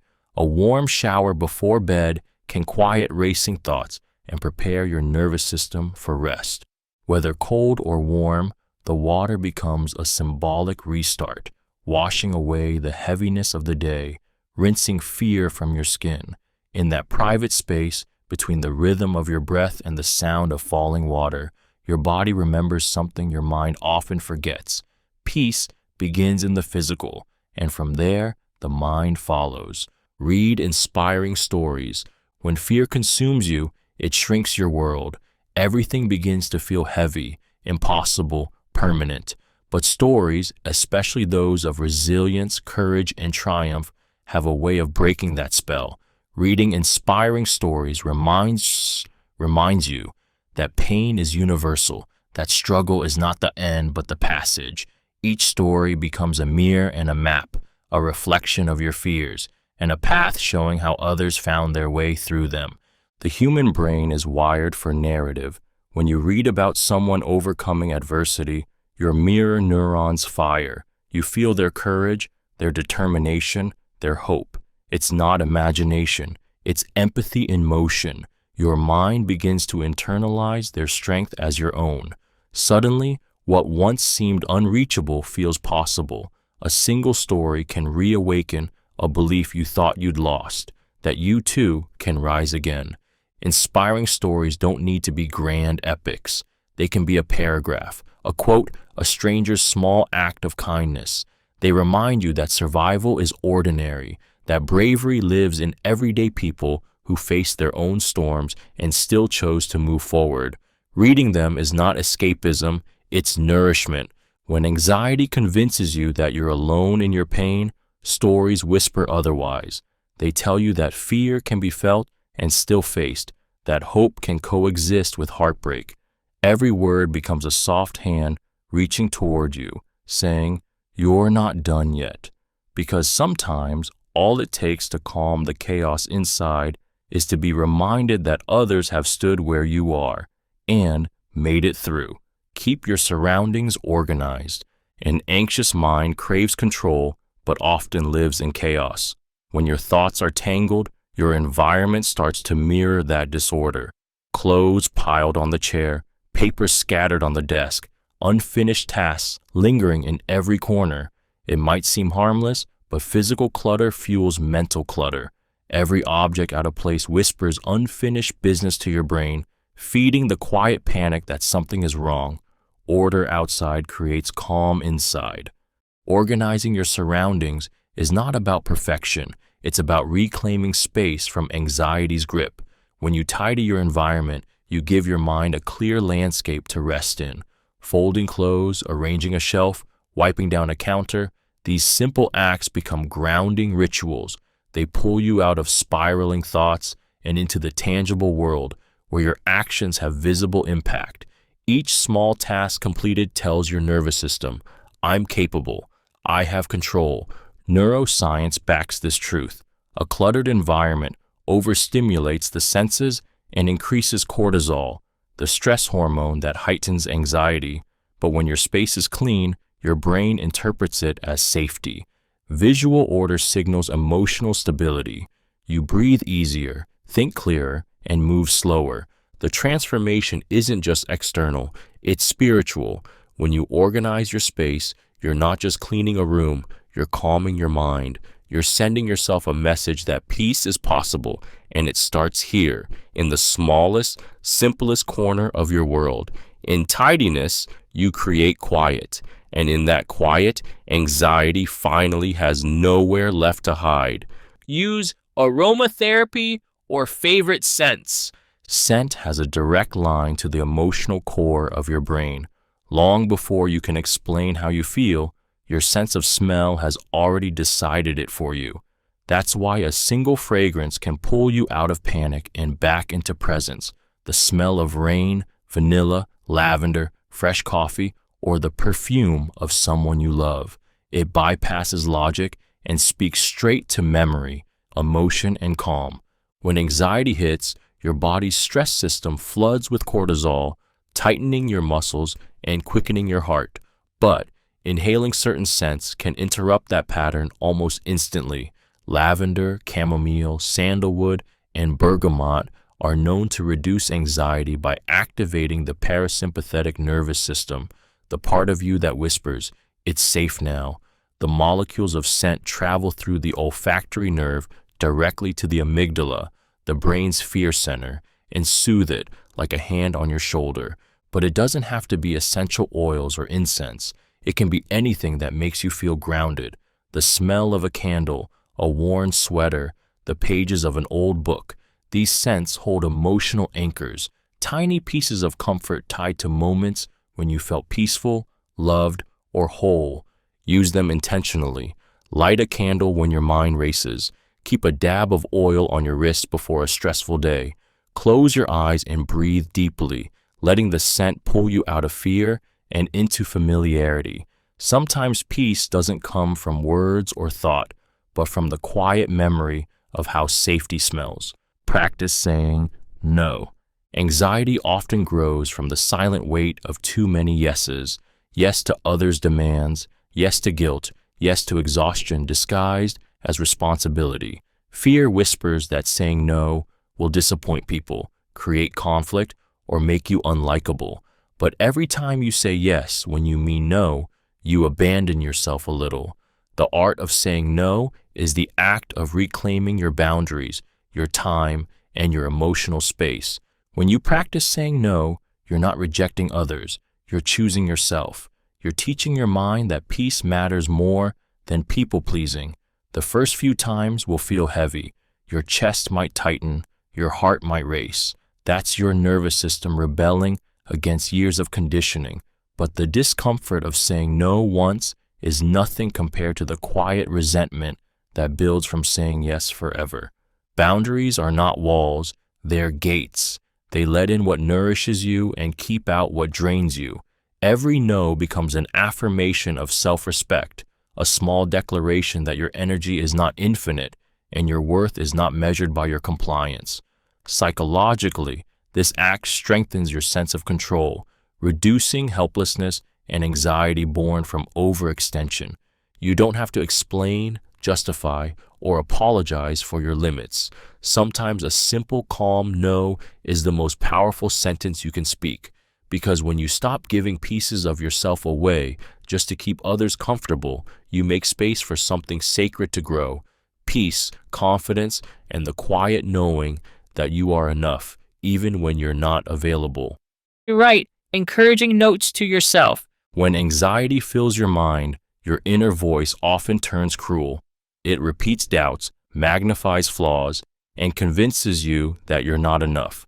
But what if that voice could become your ally instead of your enemy? Writing encouraging notes to yourself is one of the simplest yet most powerful ways to rewire the way you speak to your own heart. It's giving yourself the words you've always needed to hear, words of gentleness, strength, and belief. Imagine finding a note that says, "You've handled harder things before," or "Breathe, you're safe now." These small reminders cut through the fog of fear and anchor you back to truth. When you write them yourself, something profound happens. Your brain begins to register those messages as real. Each phrase becomes a counterweight against self-doubt, replacing cycles of panic with moments of calm recognition. You can leave these notes anywhere: on your mirror, in your wallet, inside a journal, taped to your desk. Write them in your own handwriting so they feel personal, like whispers from a wiser version of yourself. They don't have to be poetic, they just have to be kind. Because kindness, especially when it comes from within, is medicine. This practice is more than positive thinking. It's emotional training. Every encouraging word strengthens your inner resilience. Every note becomes proof that compassion can live inside you, even when your mind feels like an enemy. Over time, those notes begin to replace fear's voice with your own, steady, gentle, and strong enough to say, "You're going to be okay." Practice daily meditation. Meditation is not about emptying your mind, it's about meeting it. When anxiety takes over, your thoughts rush like waves, crashing one after another, leaving you gasping for control. Meditation teaches you to stop fighting the tide and instead float upon it. In stillness, you learn that your thoughts are not commands, they are passing clouds drifting across a much wider sky. Sitting quietly, focusing on your breath or a single point of awareness may sound simple, but it's an act of courage. It's choosing to face the chaos within without flinching. At first, it's uncomfortable. Your mind rebels, your body fidgets, your worries scream louder. But if you stay, if you breathe, something begins to shift. The noise doesn't vanish, it loses its authority. You start to notice the space between thoughts, the silence that anxiety can never touch. Science confirms what ancient wisdom always knew. Meditation rewires the brain. It strengthens the prefrontal cortex, the part that regulates emotion, and weakens the amygdala, the seat of fear. Over time, the storms still come, but they no longer destroy you. You watch them pass with steady eyes. Meditation isn't about finding peace somewhere else. It's about discovering it within the noise. When you practice daily, even for a few minutes, you teach your body what calm feels like, until that calm becomes your natural state. The world doesn't change, but your relationship to it does. The fear remains, but you no longer belong to it. You belong to the stillness beneath it all. Laugh on purpose. It reduces cortisol. Laughter is rebellion against fear. It's the sound of your soul remembering that not everything is danger, that not every moment demands tension. When anxiety tightens its grip, laughter loosens it, not by ignoring your pain, but by transforming it. Science proves what your spirit already knows. Laughter lowers cortisol, the body's primary stress hormone, and releases endorphins, those quiet bursts of joy that remind you life is still beautiful. When you laugh, your nervous system shifts out of survival mode. Your muscles unclench, your breathing deepens, your heart rate evens out. It's as if your body exhales relief after holding its breath for too long. Even forced laughter, the kind that starts awkwardly, can trick your brain into releasing the same calming chemicals. Your body doesn't care whether the laugh is genuine or intentional. It only recognizes the rhythm of release. Laughter also breaks the spell of anxious thinking. It yanks you out of the future, out of what if, and drops you squarely into right now. For a few seconds, fear loses its script, and you remember how it feels to be alive without bracing for impact. So laugh on purpose. Watch something ridiculous. Call the friend who always makes you giggle. Remember the last time you couldn't breathe from joy. Let it rise, even if it feels unnatural at first. Anxiety can't survive in the same breath as laughter. It's too light, too free, too alive, and every laugh you choose is proof that even in fear, you still hold the power to create joy. Seek human touch. There is something ancient and healing in the simplicity of touch. Long before words, before logic, humans used touch to say, "You are safe." When anxiety surges, your body floods with cortisol and adrenaline. Your mind races, and isolation feels like protection. But it's a trap. In truth, the fastest way to calm a frightened nervous system isn't through thinking, it's through connection. A hug, a hand on your shoulder, even the brush of a friend's arm can tell your body what your thoughts cannot. You are not alone. Physical touch releases oxytocin, the hormone of trust and bonding. It slows your heart rate, eases tension in your muscles, and quiets the alarm bells inside your brain. One embrace can lower stress hormones more effectively than hours of overthinking. It's the body's way of reminding itself that it's part of something larger, that safety can exist outside your mind's chaos. Touch grounds you in the present moment. It pulls you out of the endless spiral of what ifs and anchors you to now, to warmth, to heartbeat, to skin. When someone holds you even for a second, your body remembers how to breathe again. And if no one is there, even self-touch matters. Placing your hand over your heart, massaging your shoulders, wrapping yourself in a blanket. Your body doesn't always need another person. It just needs reassurance that it's still cared for. Seeking human touch isn't weakness, it's wisdom. It's returning to the most primal truth of healing, that we were never meant to face fear alone. Remind yourself, fear is temporary. When fear strikes, it feels eternal. Your chest tightens, your pulse races, and your mind insists that it will never end, that this panic is permanent, that you're trapped inside it forever. But fear is not forever. It's a biological wave, a surge of energy designed to protect you, not punish you. It rises, it peaks, and then, if you allow it, it fades. Every time you remind yourself that fear is temporary, you take away its greatest weapon, the illusion of permanence. The human body is built to survive fear, not to live in it. Adrenaline floods the system for only minutes at a time. It cannot sustain itself indefinitely. What keeps fear alive is not the feeling itself, but the stories your mind attaches to it, the what-ifs, the imagined catastrophes, the belief that it will never stop. But when you whisper to yourself, "This will pass," something shifts. You step outside the emotion long enough to witness it instead of drowning in it. Think back to every panic, every heartbreak, every sleepless night you thought would break you. You survived them all. The proof is already written in your past. Fear has come before, and it has always left. So when it returns, and it will, breathe and remind yourself, this is a moment, not forever. Feel it move through you like a wave, knowing it cannot stay. Fear may visit, but it does not own you. And when it passes, as it always does, you'll find strength in the space it leaves behind.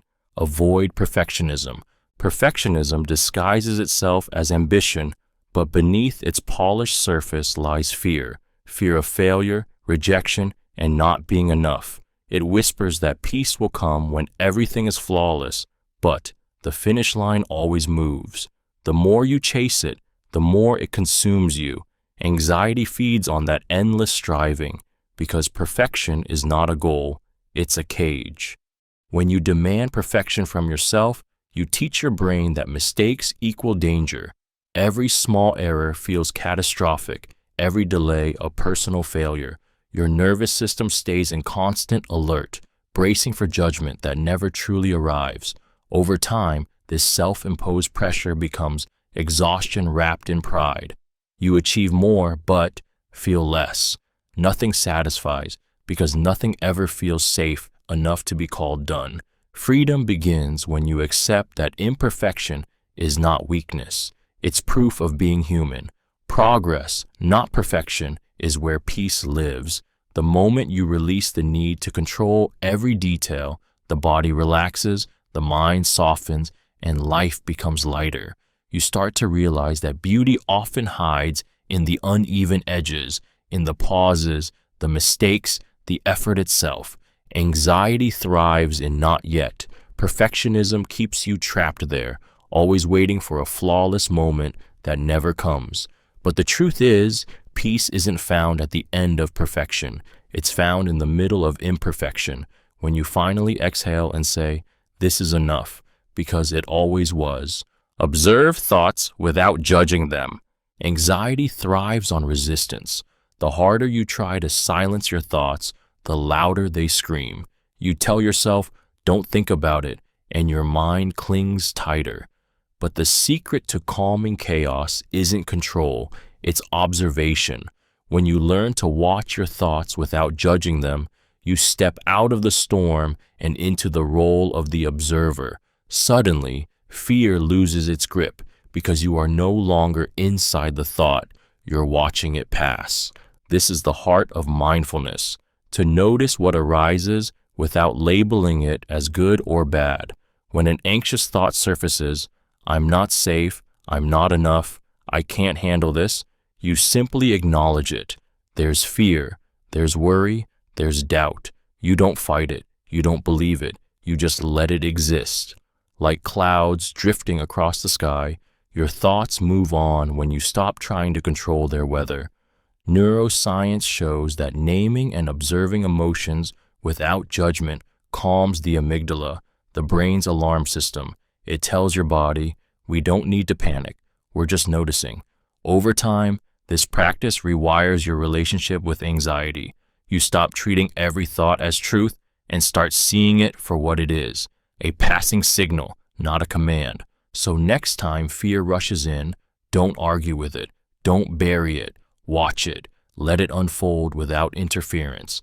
In that quiet, you'll realize something profound. Your thoughts are just visitors, but you are the home they pass through. Visualize, exhaling anxiety with each breath.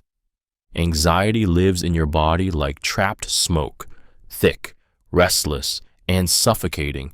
You can feel it in your chest, in the tightness of your shoulders, in the way your breath gets caught halfway. The simple act of breathing becomes a struggle, not a relief. But when you begin to visualize exhaling your anxiety, something changes. The breath becomes more than air. It becomes a ritual of release. Close your eyes and picture it. With every inhale, you draw in calm, clear energy. With every exhale, you let go of the tension coiled inside you. See the fear leaving your body like dark mist, dissolving into the air, disappearing with each breath. Your lungs become a rhythm of cleansing. Inhale peace, exhale chaos. It's not imagination for imagination's sake. Your body actually listens. Visualization activates the same neural pathways as physical experience. When you picture your fear leaving, your brain believes it's happening, and your nervous system follows. Breathing this way transforms panic into participation. You're no longer a victim of anxiety. You're part of its undoing. Each exhale becomes a small act of defiance, a whisper to fear that it doesn't get to stay. The rhythm anchors you, pulling you back to the present moment where danger isn't real and safety can exist again. In the quiet between breaths, you begin to feel lighter. The weight on your chest loosens, and as you breathe out one last time, you realize that what once felt trapped inside you has finally begun to leave. Use a grounding object. When anxiety overwhelms you, your mind detaches from the present. It races ahead to imagined dangers or spirals backward into painful memories. You lose your sense of now, and everything begins to blur. That's where a grounding object becomes your lifeline. It's a physical anchor that pulls you back into the safety of the present moment, reminding you that you are here, that you are real, and that you are safe. A grounding object can be anything: a smooth stone in your pocket, a pendant, a ring, a bracelet, even a small coin. What matters is not what it is, but what it represents: stability. When fear floods your system, hold it. Feel its texture, its temperature, its weight. Focus on every small detail until your breathing begins to steady. The act of touching something solid interrupts the storm of anxious thoughts and reconnects your senses to reality. Your brain listens to your body more than your words. When your hand feels something steady, your nervous system receives the message: we're not in danger right now. The spiral slows, the heart eases, the chaos loses its grip. Over time, your grounding object becomes more than an item. It becomes a symbol of control, a quiet reminder that calm is always within reach. Carry it with you. Touch it in moments of panic.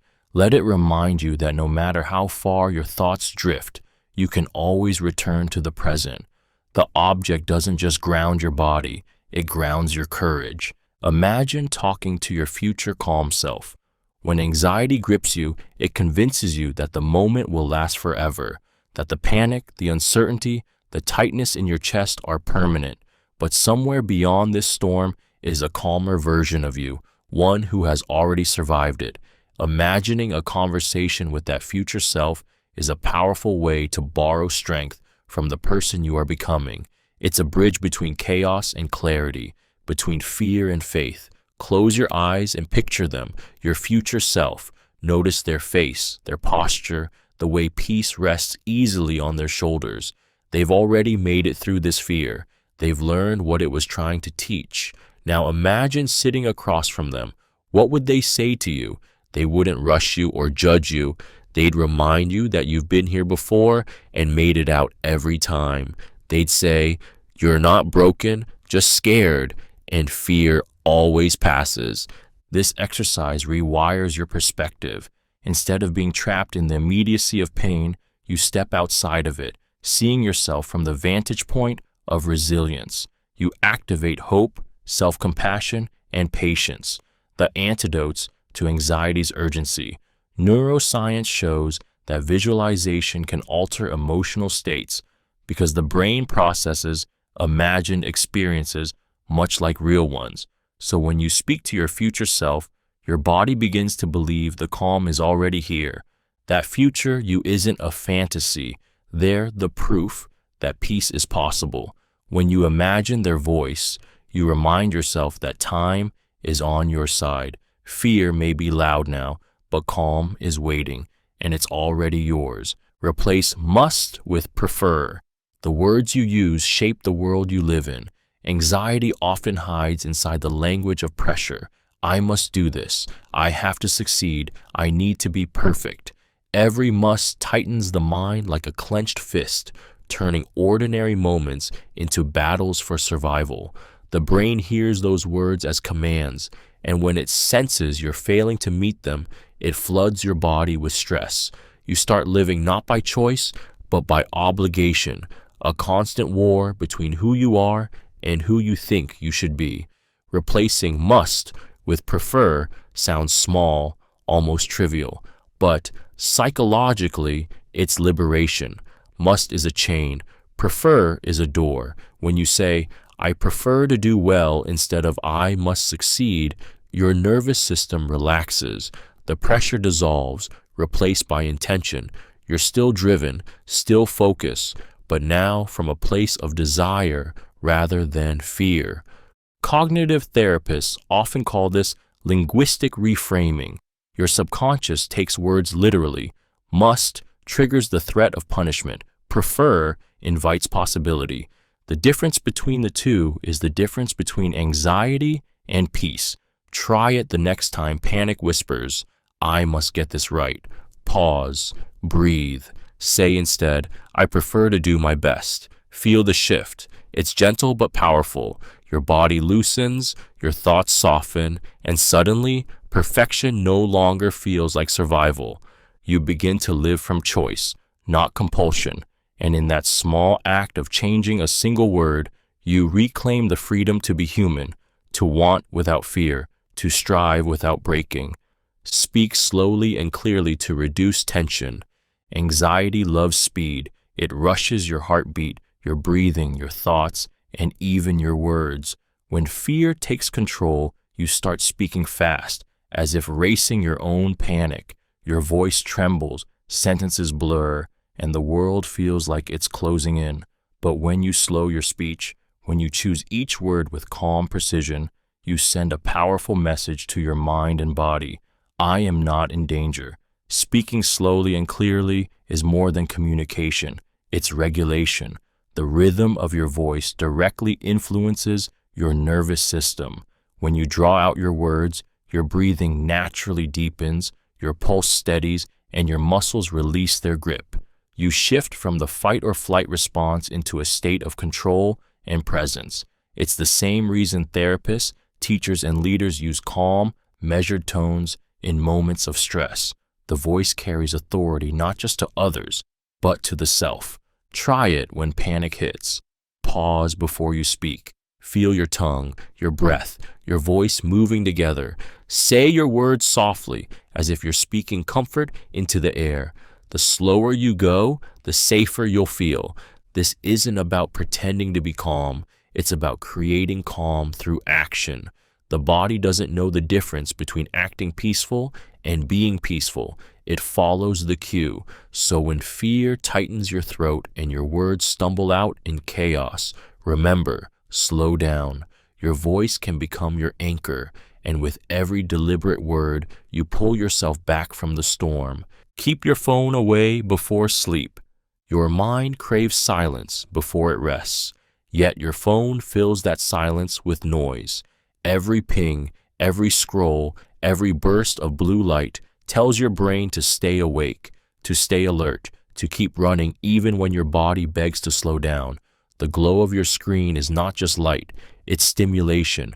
It tricks your nervous system into believing it's still daytime, suppressing melatonin, the hormone that tells you it's time to rest.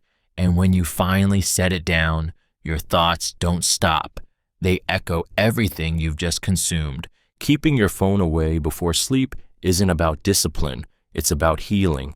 When you disconnect from the constant stream of notifications, you give your mind permission to exhale. You make space for stillness, for dreams, for the quiet that your body has been starving for. The world will still be there in the morning, but your peace depends on what you do in those final moments before you close your eyes. Try it. Place your phone out of reach, maybe in another room, and replace it with something softer, a book, a candle, a moment of reflection. Let the darkness return to its natural rhythm, undisturbed by artificial light.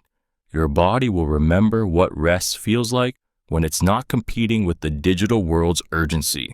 Because true rest begins not when you close your eyes, but when you stop feeding your mind chaos. The quiet that follows might feel strange at first, but that silence is exactly where peace begins to grow. Journal about successes, overcoming fear. Fear loves to erase your victories. When anxiety takes hold, it convinces you that you've never been strong, that you've never truly won, that every past triumph was luck, not courage. But journaling about the times you faced fear and prevailed is how you rewrite that lie. It's how you hold up proof to your own mind that you've already done the impossible and you can do it again. Open a notebook and start small. Write about the moment you spoke up when your voice trembled, the day you went somewhere that once terrified you, the night you calmed your own panic. Revisit the sensations, the pounding heart, the shaky hands, and then the turning point when something inside you said stay. As you record each memory, your brain begins to associate fear not with failure, but with growth. You start to recognize the pattern of survival that anxiety always tries to hide from you. This practice is more than reflection. It's training. The brain remembers what it repeats, and when you repeatedly recall moments of strength, you rewire your emotional responses. The next time fear appears, your mind will have evidence ready, written proof that you've stood here before and made it through. Over time, those pages become sacred.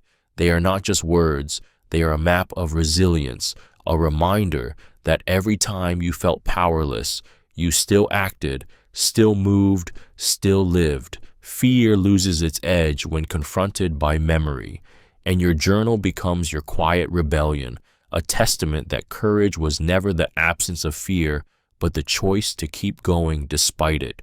Set achievable daily goals.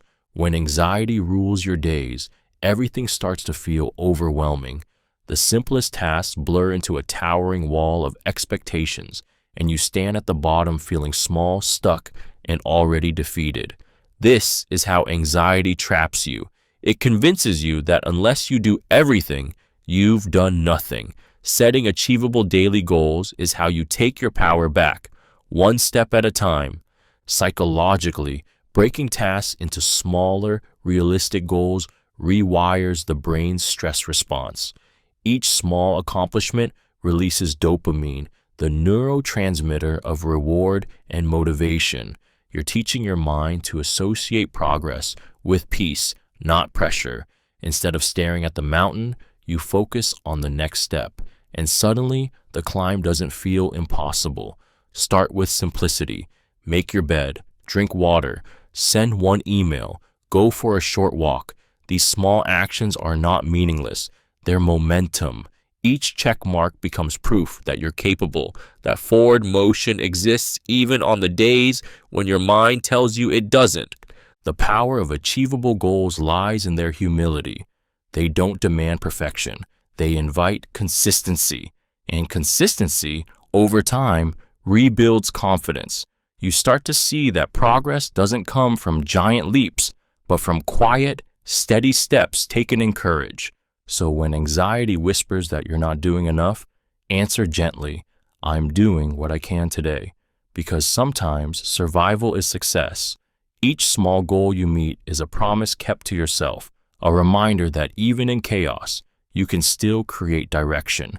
And that's where healing begins. Avoid multitasking. An anxious mind is already juggling too much. Thoughts, fears, imagined scenarios, unspoken worries. When you add multitasking to that chaos, you hand your anxiety a megaphone. Multitasking feels productive, even powerful, but it quietly drains your focus and fractures your calm.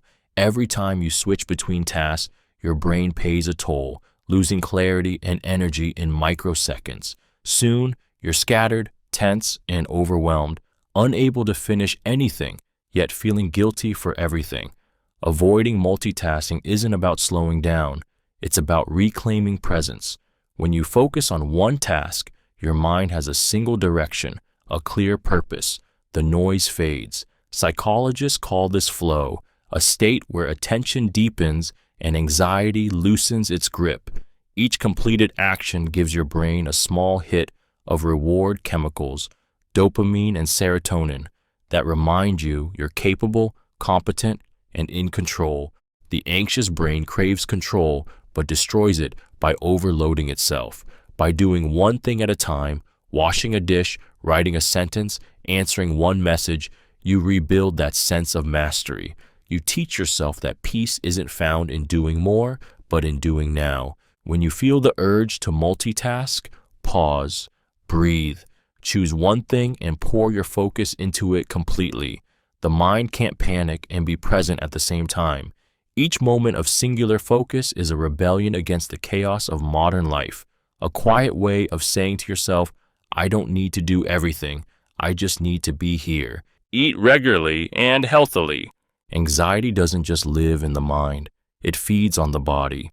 When you skip meals, overload on sugar, or drown your nerves in caffeine, you unknowingly hand fear the fuel it needs. Low blood sugar mimics anxiety's symptoms: racing heart, trembling, dizziness, irritability. Suddenly, your body's cry for nourishment feels like panic, and your mind interprets it as danger. The connection is invisible but powerful. What you eat directly shapes how safe or unstable you feel inside. Eating regularly and healthily is not about diets or discipline. It's about stability. Food grounds you in rhythm and balance. When you nourish yourself with whole, steady meals, protein, complex carbs, fruits, vegetables, you send your brain the message that you are cared for, that survival is not at risk. The gut and the brain are in constant conversation through the vagus nerve, and what you feed one deeply affects the other. A nourished body creates a calmer mind. A chaotic diet creates chaos within. So eat slowly. Taste your food. Make it a ritual instead of a reflex. Treat every bite as a small act of self-respect, not a chore. Consistency teaches your nervous system predictability, something anxiety constantly steals. Over time, your body learns that it no longer needs to stay on high alert because nourishment is always coming. Food is more than fuel. It's reassurance. Every meal, every sip of water, every conscious choice to care for your body whispers the same truth. You are safe here. You are sustained. You are enough. Limit news exposure.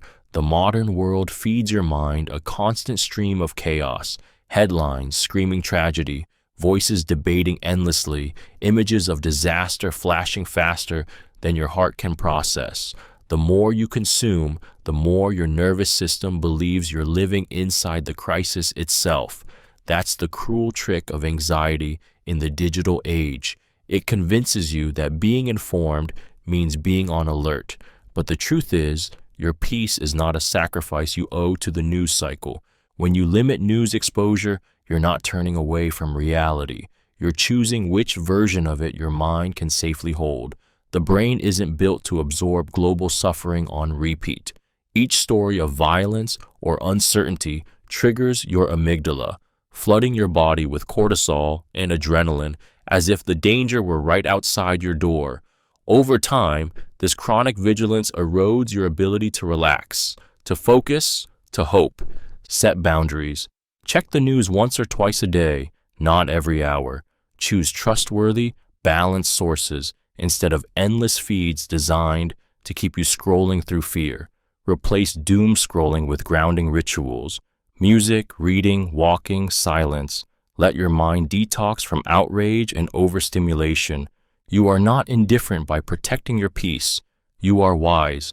The world doesn't need another heart consumed by panic.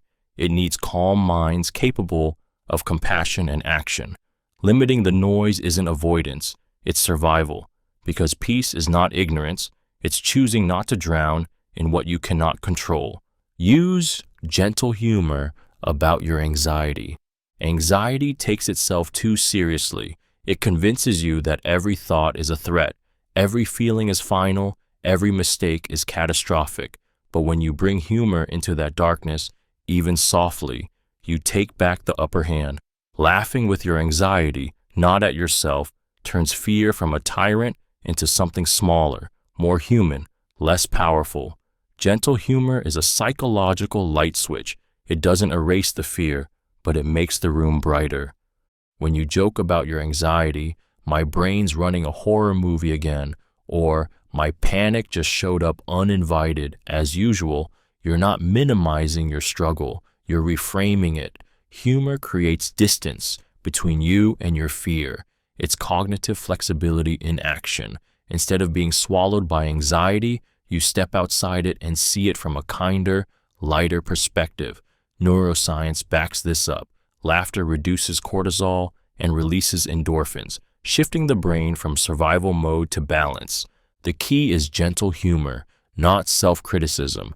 You're not mocking your pain, you're meeting it with warmth. Imagine anxiety as a nervous sidekick, annoying, loud, but not dangerous. When you treat it that way, it loses its ability to intimidate. This kind of laughter is an act of defiance and compassion at once. It says, I see you, anxiety, but you don't get to run the show. You stop being the scared observer and become the storyteller again. Because sometimes healing doesn't come from silence or control, but from smiling in the middle of the storm and saying, "Not today." Revisit memories of when you overcame fear. Fear has a way of erasing your victories. When anxiety rises, it convinces you that you've never been brave, that every past triumph was luck, and that this time you won't make it. But that's a lie. Anxiety tells to survive. The truth is, you've faced fear before, and you've won. Recalling those moments isn't nostalgia, it's strategy. Revisiting your memories of courage rewires your brain to remember strength instead of threat. Close your eyes and return to a moment when you stood on trembling legs but did it anyway. Maybe it was a speech you thought you'd ruin, a confrontation you dreaded, a loss you endured and still rose from. Feel what it was like to be there, the pounding heart, the shaking hands, the uncertainty, and then the moment after, when relief came rushing in. That memory is evidence, proof that fear doesn't predict failure, it precedes victory. Your brain stores emotional memories more vividly than logical ones. By reliving times you conquered fear, you activate those same neural pathways of resilience. The body remembers courage the way it remembers pain. It leaves an imprint. Each time you replay that strength, it becomes easier to summon it again. Anxiety will whisper that you can't handle what's ahead, but memory will whisper louder, "You already have." And every time you remind yourself of the battles you've survived, fear loses a little more of its authority. You are not new to this fight. You're simply remembering who you've always been. Practice compassion toward your anxious self. When anxiety takes hold, your first instinct is often to fight it, to shame yourself for feeling weak, to demand calm when your body is screaming for safety. But the truth is, your anxiety is not your enemy. It's a frightened part of you asking to be seen. Practicing compassion toward your anxious self is the moment you stop battling your mind and start healing it. It's realizing that the version of you who panics, who trembles, who overthinks is simply trying to protect you the only way it knows how. Compassion softens what fear hardens. When you speak to yourself with gentleness instead of anger, your nervous system relaxes. Self-criticism fuels adrenaline. Self-kindness releases oxytocin, the same hormone that fosters trust and safety. In that instant, your body receives a new message. You are not in danger. You are cared for. That shift changes everything. Imagine holding your anxious self the way you'd hold a frightened child, with patience, not punishment. Whisper to yourself, "It's okay to feel this. You're safe with me." The moment you stop rejecting your fear, it starts to lose its power. Anxiety feeds on resistance. It quiets when met with warmth. Practicing compassion is not weakness. It's strength in its purest form. It's choosing to be your own comfort instead of your own critic. Because healing doesn't begin when the anxiety disappears, it begins when you decide to love yourself through it. Every act of kindness toward your fear is an act of reclaiming peace. Use the 5-minute rule. Just start for 5 minutes. Anxiety thrives in anticipation. It magnifies tasks into mountains, whispering that you're not ready, not capable, not strong enough to begin. The mind projects the weight of the entire journey before you've even taken a single step. The 5-minute rule cuts through that illusion. It's simple. Tell yourself you only have to start. For 5 minutes, no more. Just begin. Because motion breaks fear's spell in ways thinking never can. This trick works because anxiety feeds on avoidance. The longer you wait, the louder the voice of dread becomes. But when you start even briefly, your brain switches from threat mode to action mode. The moment your hands move, your breath steadies, and your focus shifts from what if to what now. You stop predicting failure and start participating in reality. 5 minutes is short enough to silence perfectionism, but long enough to awaken momentum. Most of the time, those 5 minutes stretch effortlessly into more, because beginning is always the hardest part. Even if they don't, you've already won. You faced resistance and proved it wrong. This rule is more than a productivity hack. It's psychological self-defense. It reminds you that courage doesn't arrive before you act. It grows while you're moving. So when fear freezes you, don't promise yourself an outcome, just a beginning. Start the timer. Take the breath. Make the call. Write the first line. 5 minutes. That's all it takes to turn fear into motion and motion into strength. Avoid overbreathing. Hyperventilation. When panic strikes, your breath becomes your battlefield. Fear tricks your body into thinking it needs more oxygen, so you start breathing fast and shallow, chest rising, shoulders tense, heart pounding. It feels like you're suffocating, but the cruel truth is that you're actually taking in too much air. This is hyperventilation, breathing so rapidly that your blood loses carbon dioxide, the very element that keeps oxygen flowing properly to your brain. The result is dizziness, tingling, lightheadedness, the symptoms that make you feel like you're dying when you're just afraid. The way out isn't to breathe harder, it's to breathe slower. Calm, deliberate breathing restores balance to your body's chemistry. Inhale gently through your nose for 4 seconds. Hold for 2. Exhale slowly through your mouth for 6. Feel your belly, not your chest, rise and fall. This pattern replenishes CO2, stabilizes your heart rate, and sends the message to your brain. We're safe now. The power of this technique is physiological truth disguised as simplicity. You can't think your way out of panic, but you can breathe your way back to stability. When your breath slows, your thoughts follow. When your body relaxes, your fear loses fuel. Remember this: anxiety often begins in the mind but ends in the body. Hyperventilation is your alarm system glitching. Breath by breath, you can reset it. You're not gasping for air because you're weak. You're overbreathing because your body is scared. Teach it calm, and it will remember peace. Surround yourself with supportive people.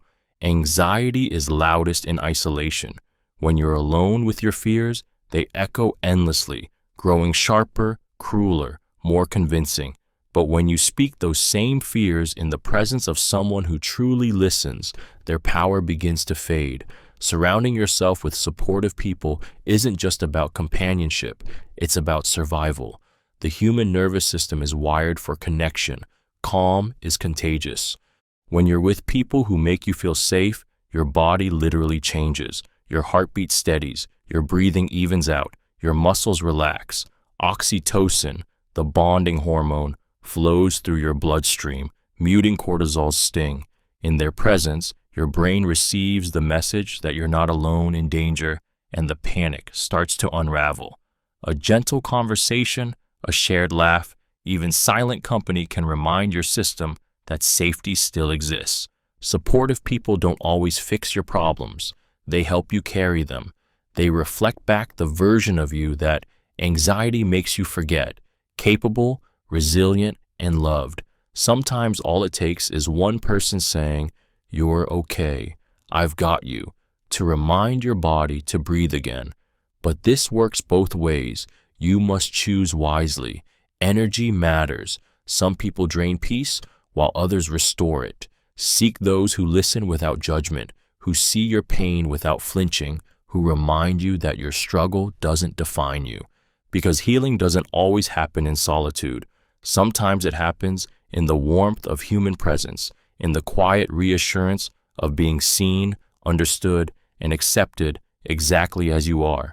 Replace fear triggers when possible.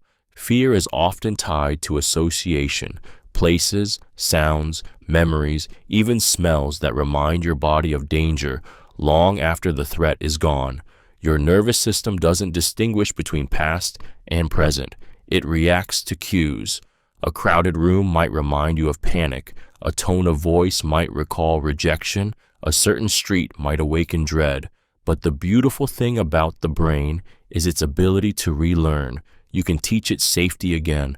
Replacing fear triggers isn't about avoidance. It's about rewriting the story your body tells itself. Start small. If a certain song reminds you of pain, pair it with a comforting ritual. Light a candle, sip tea, listen while watching the sunset. If a place once filled you with dread, visit it in gentle doses, but bring something grounding with you. A friend, a calming scent, a memory that reminds you who you are now. By introducing new experiences into old fear spaces, you're retraining your brain to see safety where it once saw danger. This process is called counter-conditioning, and it's one of the most powerful tools in emotional healing. Each new positive association weakens the old pathway until fear loses its grip. You are not erasing the memory, you are reclaiming it. Replacing triggers is how you tell your nervous system, I'm not who I was when this fear was born. It's the gentle act of turning fear's echoes into background noise, reminding both mind and body that the danger has passed and that peace has permission to live here again. Learn about how anxiety works. Fear loses power when it's understood.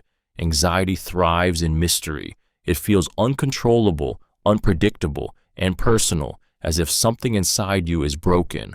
But when you learn how anxiety actually works, the monster under the bed turns into a system doing exactly what it was designed to do: protect you. It's not weakness, it's survival misfiring in a world that rarely feels safe. Anxiety begins in the amygdala, the brain's alarm center. When it senses danger, real or imagined, it floods your body with adrenaline and cortisol, preparing you to fight, flee, or freeze. Your heart races, your breath shortens, your muscles tense.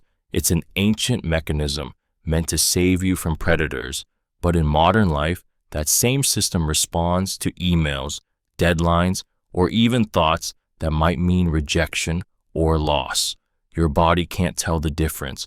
Understanding this doesn't erase the feeling, but it changes your relationship to it. When your heart pounds, you can say, "This is my body trying to protect me." When your thoughts spiral, you can whisper, "My brain is overestimating danger right now." The fear remains, but it becomes familiar, explainable, manageable. Knowledge is grounding. When you study anxiety, its biology, psychology, and patterns, you step out of helplessness and into awareness. You start to see the cycle, recognize the triggers, and predict the waves before they crash. The unknown is terrifying. The understood is tolerable. Learning about anxiety won't stop it from visiting, but it will stop it from owning you. Accept uncertainty as normal. Anxiety is born from the craving for certainty, the desperate need to know how things will turn out, to have control over what hasn't happened yet. But life has never worked that way. The unknown isn't a flaw in existence, it is existence. The more you fight uncertainty, the more it tightens around you. Acceptance, paradoxically, is the only thing that loosens its grip. Your anxious mind believes that certainty equals safety. It's why you overthink, replay conversations, and predict disasters before they happen. But no amount of thinking ever guarantees peace, only exhaustion. Accepting uncertainty doesn't mean surrendering to chaos. It means trusting that you can handle whatever comes, even if you can't see it yet. It's courage in its purest form, faith without proof. Psychologists call this tolerance for ambiguity, and it's one of the strongest predictors of emotional resilience. When you stop demanding absolute answers, your nervous system relaxes. The constant scanning for threats quiets. You start living, not bracing. Try it in the small moments. When you don't know what someone thinks of you, when the future feels blurry, when your plans fall apart. Instead of chasing control, whisper to yourself, uncertainty is part of being alive. Feel how your body exhales when you stop resisting what cannot be known. Because peace doesn't come from perfect plans, it comes from inner flexibility. The world has always been unpredictable. The miracle is that you've survived every unknown so far. Accepting uncertainty isn't giving up. It's finally coming home to reality and finding serenity in its wild, shifting beauty. Remind yourself, thoughts not equal to facts. Your mind is a storyteller, vivid, persuasive, and relentless. When anxiety takes control, it spins convincing tales that feel real. They don't like me. I'm going to fail. Something bad is coming. These thoughts arrive with such force that you mistake them for truth. But here's the reality. your brain often forgets. Thoughts are not facts. They are interpretations, snapshots of emotion dressed as certainty. When you remind yourself of this simple truth, you take away fear's favorite disguise. The anxious brain is wired to detect threats, not truth. It overestimates danger because it believes that preparing for the worst will protect you, but instead, it traps you in constant readiness for pain that may never come. By pausing to question a thought, is this a feeling or is this a fact? You interrupt that reflex. You create distance between what your mind says and what is real. Cognitive therapy calls this cognitive diffusion, learning to see thoughts as mental events, not commands. Imagine them as clouds passing across the sky, words scrolling across a screen, voices in another room. You don't have to fight them. You just have to stop worshiping them. When you start treating your thoughts as possibilities instead of proof, something powerful happens. Fear begins to lose its authority. You realize that not every anxious prediction deserves your belief. You stop living inside your mind stories and start returning to the present, where facts live, where safety lives, where you live. Practice gratitude at night before sleep. Night is when the mind loves to wander into shadows. As you lie in the quiet, every regret, every worry, every what if creeps in, demanding attention. Anxiety thrives in that stillness. It fills the silence with noise. But gratitude can transform that darkness into peace. When you practice gratitude before sleep, you redirect your mind from what's missing to what's present, from what's broken to what's still whole. It's not denial. It's choosing light over fear. As you close your eyes, think of 3 things that brought you even a small sense of comfort today. A kind word, a warm meal, a moment of laughter, the simple fact that you made it through another day. Speak them silently or whisper them aloud. Each acknowledgement softens the grip of fear and tells your nervous system there is safety here.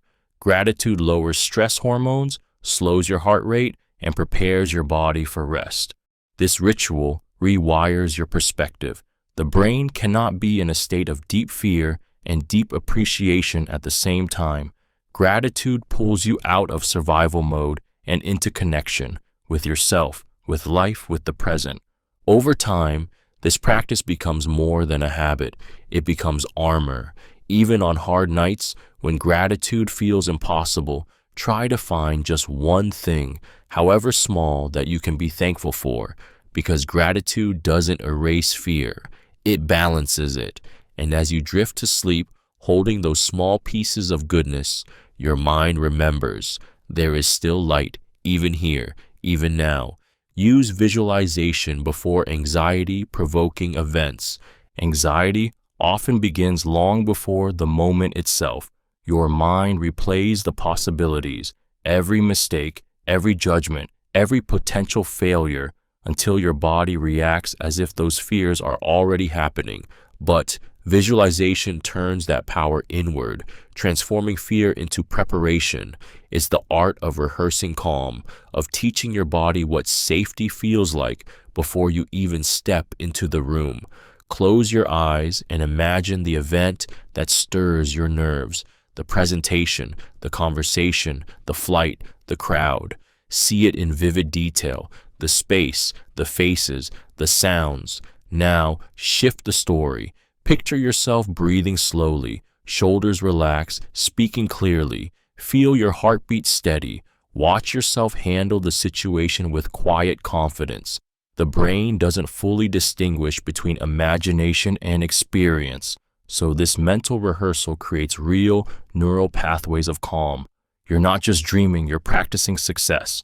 Athletes, performers, and soldiers use this technique to train their minds for pressure. When the real moment comes, their bodies recognize it. They've already lived it in their minds, calmly and successfully. You can do the same. Each time you visualize peace before chaos, you reprogram your nervous system to respond with control instead of panic. Fear thrives on uncertainty. Visualization replaces that uncertainty with a blueprint of strength. You're not pretending everything will go perfectly. You're preparing to meet whatever happens with steadiness. So when the moment arrives and anxiety whispers, you can't handle this, your body will remember otherwise. It already has. Sit in silence for 5 minutes daily. In a world that never stops talking, silence has become a forgotten language. Yet it's in silence that the anxious mind finds its clearest voice. When fear floods your thoughts, your instinct is to seek distraction, to scroll, to talk, to drown it out with noise. But silence doesn't demand escape. It invites understanding. Sitting in silence for just 5 minutes a day isn't idleness. It's therapy for your nervous system, a sacred pause in a life of constant motion.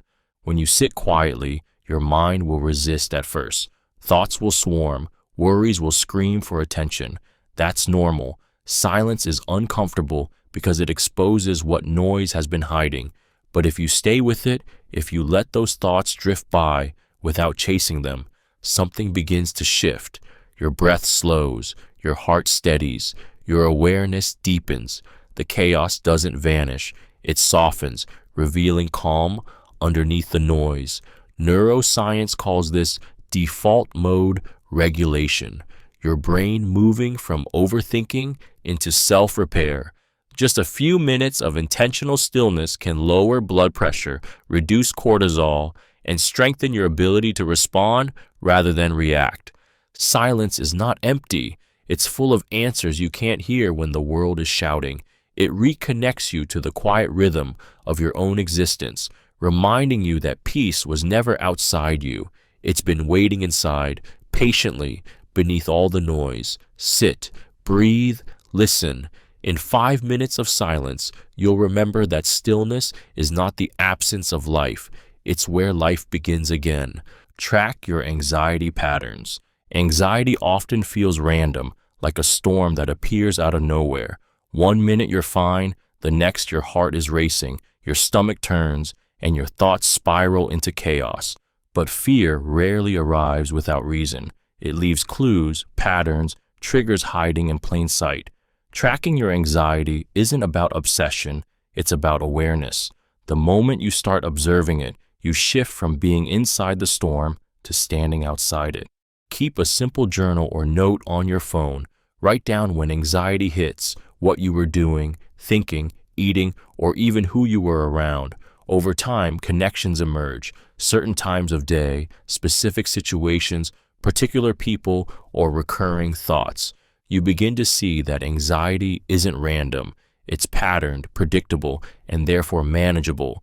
Psychologists call this self-monitoring, and it's one of the most effective tools for regaining control.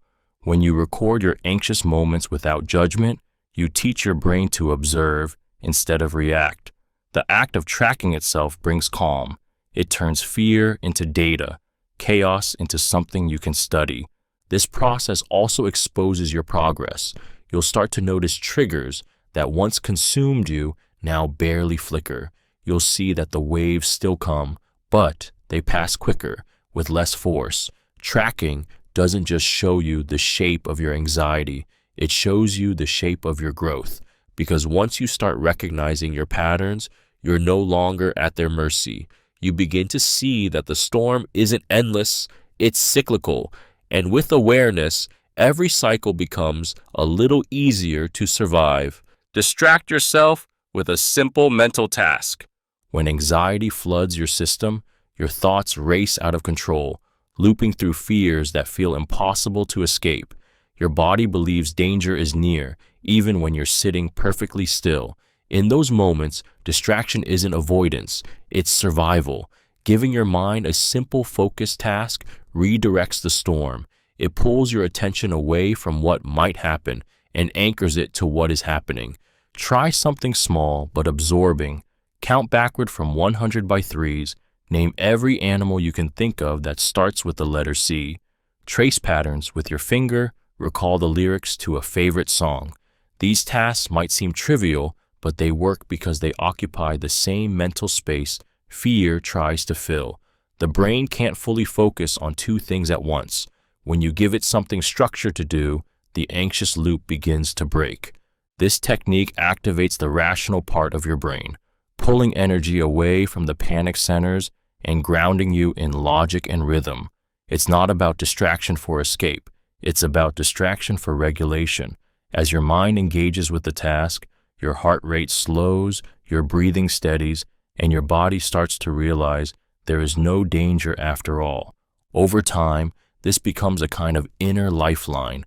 You train your brain to shift from chaos to calm through choice, not force.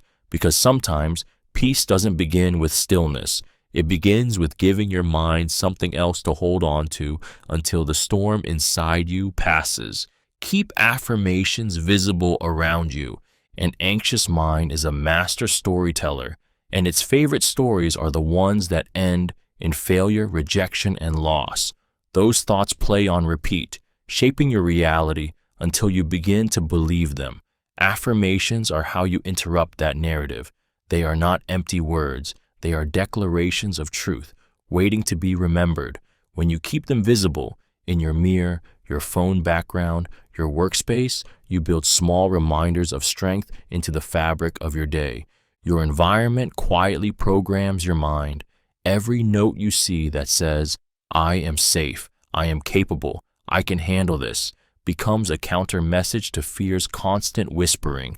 Over time, your brain begins to internalize those cues. Neuroscience calls this neuroplasticity, the ability of thought to reshape the brain's wiring.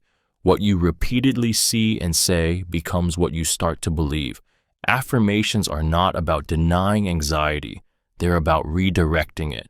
Instead of letting fear define who you are, you choose your own language: calm, courage, resilience. The more you expose yourself to those words, the more they feel like home. You begin to pause before panic, to breathe before breaking, to replace "I can't" with "I've done hard things before." Keep them everywhere: sticky notes on your mirror, a message on your phone, a phrase on your wall. Let your world remind you of your power when your mind forgets. Because sometimes healing isn't about finding new strength. It's about surrounding yourself with proof that it's always been there. Repeat calming phrases like "I'm safe right now." When anxiety strikes, your body reacts as if danger is everywhere. Your pulse races, your breath shortens, and your thoughts scatter in 100 directions, searching for escape. In those moments, reason doesn't work. Your brain is in survival mode. What it needs is reassurance, not argument. Repeating a calming phrase like "I'm safe right now" becomes a lifeline, a bridge between panic and peace. These words are simple, but their power lies in rhythm and repetition. Each time you speak them, you're sending a signal to your nervous system that the threat isn't real, that you're not under attack, even if your body feels like it. The phrase anchors you in the present moment, where fear has no proof. It's a verbal grounding technique, and the act of speaking softly, deliberately, helps slow the chaos inside your head. When you whisper, "I'm safe right now," you reclaim control from anxiety's lies. You remind yourself that fear predicts danger. It doesn't confirm it. Over time, this practice builds a new neural pathway, one where calm becomes a conditioned response instead of panic. You can personalize your phrases: "This feeling will pass," "I'm okay in this moment," or "My body is reacting, not reality." The key is sincerity and repetition, letting your voice become the anchor your body listens to. Because safety isn't always about where you are. Sometimes it's about what you tell yourself until your heart believes it again. Focus on slow exhalation. When anxiety rises, your breath becomes shallow, rapid, and desperate, as if you're trying to outrun the fear building inside your chest. But the secret to calming panic isn't just breathing, it's how you breathe. The exhale is where the healing lives. Every slow, deliberate breath out tells your body, "You're safe now." It activates the parasympathetic nervous system, the natural brake pedal of your body, signaling your heart to slow and your muscles to release. Think of your exhale as a quiet surrender. Inhale gently through your nose, then exhale slowly through your mouth, longer than you breathed in. Feel your shoulders soften, your jaw unclench, your heartbeat begin to steady. This is your body remembering safety. You don't need to force peace. You just need to make space for it with every breath that leaves you. Fear thrives on held breath. It's your body's way of bracing for impact, as if something terrible is about to happen. But when you focus on exhalation, you interrupt that reflex. You replace tension with release, chaos with rhythm. The air leaving your lungs becomes a physical act of letting go, of control, of panic, of the urge to run. You can do this anywhere, in a crowded room, behind the wheel, lying awake at 3 a.m. No one has to know. With every exhale, imagine the fear leaving your body like smoke fading into air. Each breath out is proof that the moment has passed and that you are still here, still breathing, still safe. Practice. Opposite action. Act calm when anxious. Anxiety tells your body to panic, to pace, fidget, hide, or run. It convinces you that the only way to feel safe is to act afraid. But the body and mind are partners, and sometimes the only way to calm the mind is to make the body lead. Opposite action is a powerful psychological technique rooted in dialectical behavior therapy. It means doing the opposite of what fear urges you to do. When your body wants to shrink, you stand taller. When you want to run, you stay. When your mind screams chaos, you move as if peace already exists. Acting calm when anxious isn't pretending. It's reprogramming. The body sends thousands of signals to the brain every second, and when those signals say I'm safe, your brain begins to believe it. Sitting with your shoulders back, breathing slowly, speaking softly, or smiling gently, all of these gestures tell your nervous system that the threat has passed, even if your thoughts haven't caught up yet. The beauty of opposite action is that it doesn't require belief, only behavior. You don't have to feel brave to act brave. Courage often arrives after the act, not before. Over time, these deliberate choices weaken anxiety's hold and strengthen your trust in yourself. So, the next time fear rises, let your actions become the anchor. Unclench your fists, loosen your stance, look up instead of down. The body moves first, the mind follows, and in that small rebellion against fear, you begin to teach yourself a new truth. Calm isn't found, it's created. Set realistic expectations for yourself. Anxiety often disguises itself as ambition. It tells you that if you just do more, achieve more, become more, then peace will finally arrive. But the truth is, impossible standards don't bring calm. They breed exhaustion and self-doubt. When you set expectations that no human could meet, you train your mind to live in constant disappointment, always chasing perfection and never arriving at enough. Real peace begins when you stop demanding the impossible from yourself. Setting realistic expectations doesn't mean lowering your potential. It means aligning it with compassion. It's understanding that growth is not linear, that rest is part of progress, and that your worth isn't measured by output. Anxiety thrives in the space between who you are and who you think you should be. Shrink that space, and the tension begins to ease. You stop living in constant performance mode and start living in presence. The brain loves clear, attainable goals. Each time you meet one, it releases dopamine, reinforcing a sense of control and capability. Unrealistic goals, on the other hand, keep your body in a loop of stress, always reaching, never arriving. By setting smaller, achievable steps, you teach yourself that progress is possible, and with that belief, anxiety loosens its hold. You don't need to be perfect to be proud of yourself. You just need to be honest about what's humanly possible today. Let your goals stretch you, not strangle you. The moment you allow yourself to be human, the noise inside quiets, and you finally make room for peace to grow. Do something that brings flow. Anxiety thrives in stillness, not the peaceful kind, but the paralyzing kind, where thoughts loop endlessly and fear multiplies in the silence. The antidote isn't always relaxation. Sometimes it's immersion, doing something that brings flow, that state where time dissolves, where you lose yourself completely in what you're doing, pulls you out of fear's orbit and back into life itself. Flow happens when you're fully engaged in a meaningful task: painting, writing, running, gardening, coding, playing music, cooking, even cleaning. It's not about distraction, it's about absorption. Psychologist Mihaly Csikszentmihalyi called it the optimal experience, where your mind becomes so focused that anxiety can't find space to exist. In that state, your brain floods with dopamine and serotonin, the same chemicals that counteract stress. Your inner critic falls silent, replaced by a deep, effortless presence. When you do something that brings flow, you stop watching yourself and start being yourself. Fear loses its shape because you're no longer feeding it attention. You're too busy doing to be worrying. This is why creative expression, sport, and craftsmanship often feel therapeutic. They give anxiety no room to breathe. You don't have to be skilled, you just have to be engaged. Even small moments of flow, a sketch, a melody, a puzzle, a quiet rhythm, remind your body what calm concentration feels like.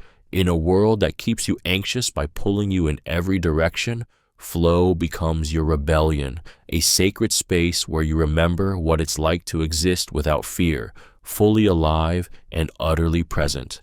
Identify and reduce toxic relationships. Anxiety doesn't always come from within. It often grows in the presence of the wrong people. Some relationships drain you instead of filling you, leaving behind a residue of tension, self-doubt, and quiet fear. Toxic people don't always shout or hurt you outright.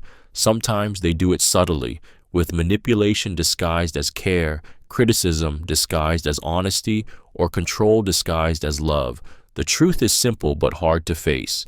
You cannot heal in the same environment that breaks you. Identifying toxic relationships begins with awareness. Notice how your body reacts around certain people. Do you feel smaller, anxious, defensive, or exhausted after being with them? That's your intuition speaking. The body senses emotional danger long before the mind admits it. You don't need to justify your discomfort. It's proof that something in the connection is misaligned with your peace. Reducing toxic influences is not cruelty, it's self-preservation. It means setting boundaries, limiting contact, or walking away completely if needed. It's choosing your mental stability over guilt, your self-respect over obligation. You deserve relationships that feel safe, where your voice is heard and your worth isn't questioned. Letting go will hurt. It always does. But the pain of release is temporary. The pain of staying small for someone else lasts forever. Healing requires space, and sometimes that space begins where toxicity ends. Remember, peace doesn't always come from adding things to your life. It often comes from subtracting what keeps you in survival mode. Protect your energy like your life depends on it, because in many ways, it does. Seek therapy when needed. There are moments when anxiety grows louder than your own thoughts, when breathing techniques, affirmations, and positive habits aren't enough to quiet the storm inside. That's not weakness, it's a signal. Your mind is asking for help, and therapy is the most powerful way to answer that call. Seeking therapy isn't about being broken, it's about being brave enough to want better. It's an act of self-respect, a declaration that your pain deserves understanding, not silence. A therapist doesn't fix you. They help you see yourself clearly. They hold a mirror to the tangled places in your mind, guiding you through the fears you've been running from. In that space, you are no longer alone with your thoughts. You learn how your patterns form, how your triggers work, how your body reacts, and most importantly, how to take your power back from them. Science supports what the heart already knows. Talking heals. Words untangle the chaos. Empathy soothes the nervous system. Over time, therapy reshapes your brain's response to fear, turning panic into understanding and understanding into peace. There is courage in vulnerability. It takes strength to say, I need help. But therapy isn't surrender. It's strategy. It's choosing guidance instead of guessing, progress instead of paralysis. And someday you'll look back and realize that asking for help wasn't the moment you fell apart. It was the moment you began to rebuild, because healing doesn't happen in isolation. It happens when you let someone walk beside you through the dark. Practice self-compassion meditation. Anxiety often wears the voice of your harshest critic.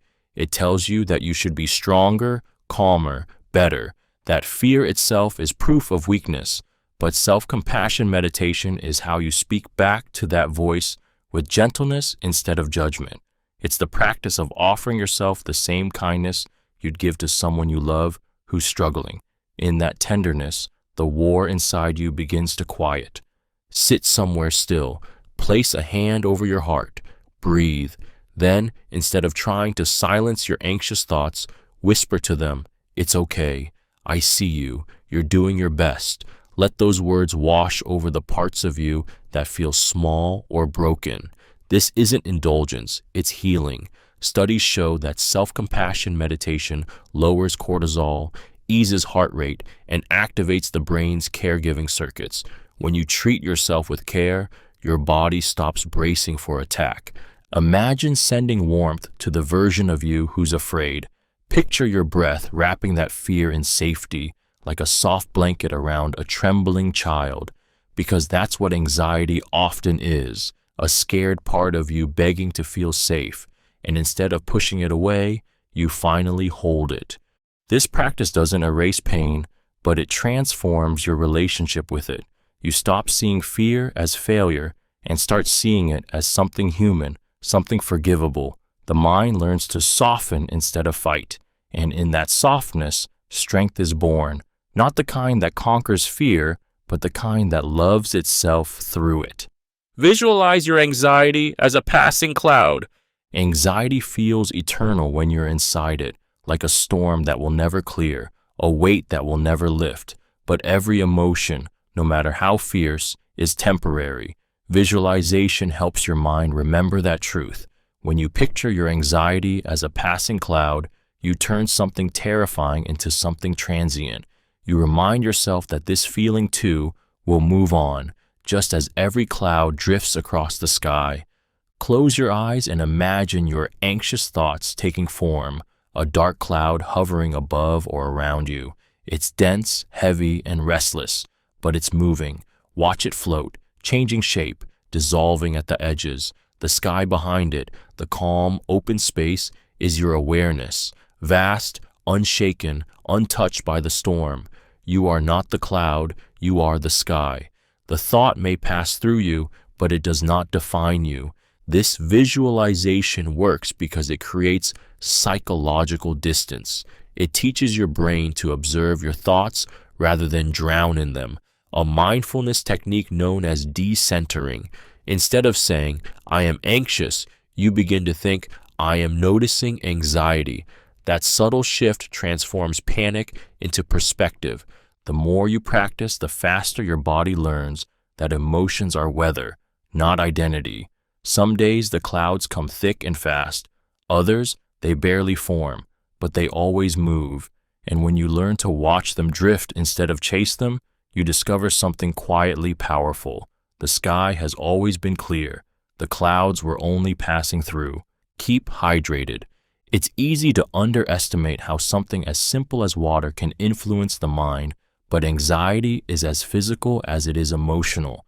When you're dehydrated, your body quietly begins to panic, your heartbeat quickens, your muscles tense, and your brain struggles to regulate mood and focus. These sensations mimic the early signs of anxiety, tricking your mind into believing something is wrong. Without realizing it, you start spiraling, not because of fear itself, but because your body is desperately asking for balance. Keeping hydrated is more than a health tip. It's an act of calm. Every sip replenishes the systems that protect you from overstimulation. Water helps regulate cortisol, the stress hormone that fuels panic and improves oxygen flow to the brain, restoring clarity where confusion once lived. As your body rebalances, your nervous system begins to settle, and the sharp edges of anxiety start to dull. So drink slowly and intentionally. Let it be more than a routine. Make it a ritual. Feel the coolness travel down your throat, the refreshment spreading through your body. With each sip, imagine yourself washing away the chaos, cleansing your system of fear and fatigue. Dehydration amplifies distress. Hydration restores harmony. It's one of the simplest ways to tell your body, I'm taking care of you. Anxiety doesn't always need a grand solution. Sometimes it just needs water, presence, and patience. In the quiet act of drinking, you remind your body that safety is not distant. It's something you can pour into yourself, one steady sip at a time. Speak about your fears with someone you trust. Fear grows stronger in silence. The more you keep it locked inside, the more it twists itself into something darker, something that feels too heavy to name. But when you speak your fears aloud to someone you trust, something incredible happens. The weight begins to lift. What once felt monstrous and consuming starts to shrink under the light of honesty and connection. Words turn chaos into clarity, and vulnerability becomes your greatest strength. The act of sharing your fears isn't just emotional, it's biological. When you verbalize what scares you, your brain's fear center, the amygdala, begins to calm, while the rational parts of your mind activate. Your nervous system shifts from fight or flight to rest and reflect.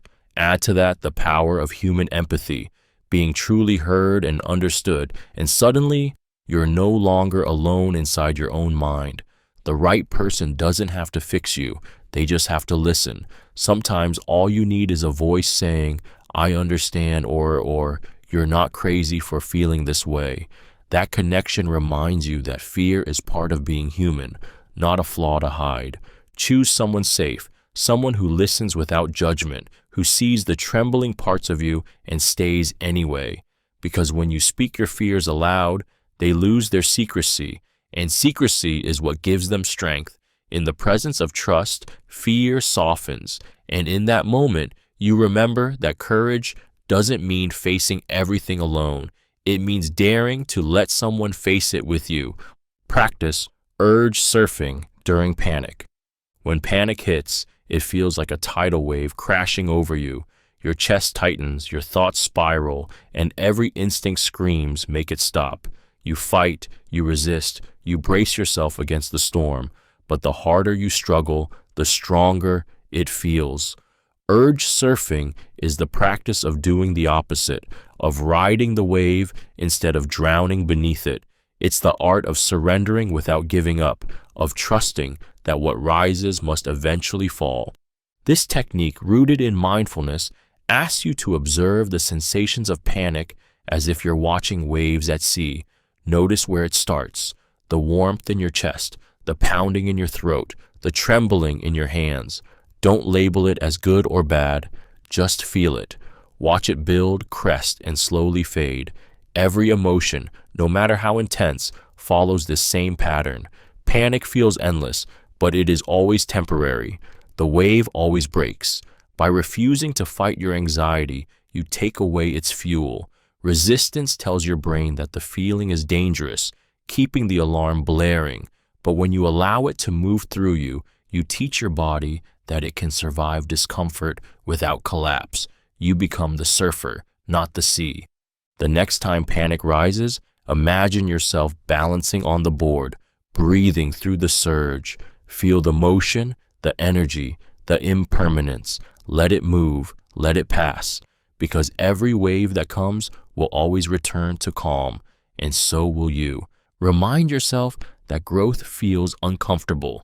Anxiety often disguises itself as failure, the racing heart, the self-doubt, the fear of the unknown. It all feels wrong, like a signal to turn back.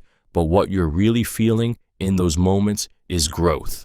Real growth doesn't feel peaceful. It feels like stretching a muscle that's never been used before, tight, strange, and a little painful. It's the body and mind learning something new, adjusting to the space you're creating within yourself. Every time you step beyond what's familiar, your brain resists. It confuses discomfort with danger, sending alarms to pull you back to safety. But safety isn't always peace. It can be a cage. When you remind yourself that growth feels uncomfortable, you reframe that tension as progress. The shaking hands before a presentation, the nervousness before change, the vulnerability of trying again after failure, these are not signs of weakness. They're proof that you're evolving. Neuroscience shows that new neural connections form only through challenge. Emotional resilience is built the same way, through friction, not comfort. So when the ache of fear hits, tell yourself, this is what becoming stronger feels like.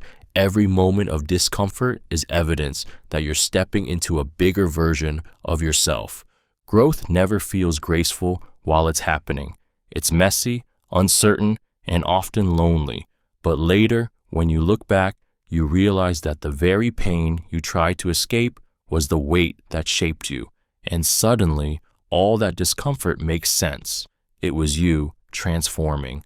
Use physical anchors, like pressing your feet on the floor. When anxiety hits, your mind detaches from the present moment.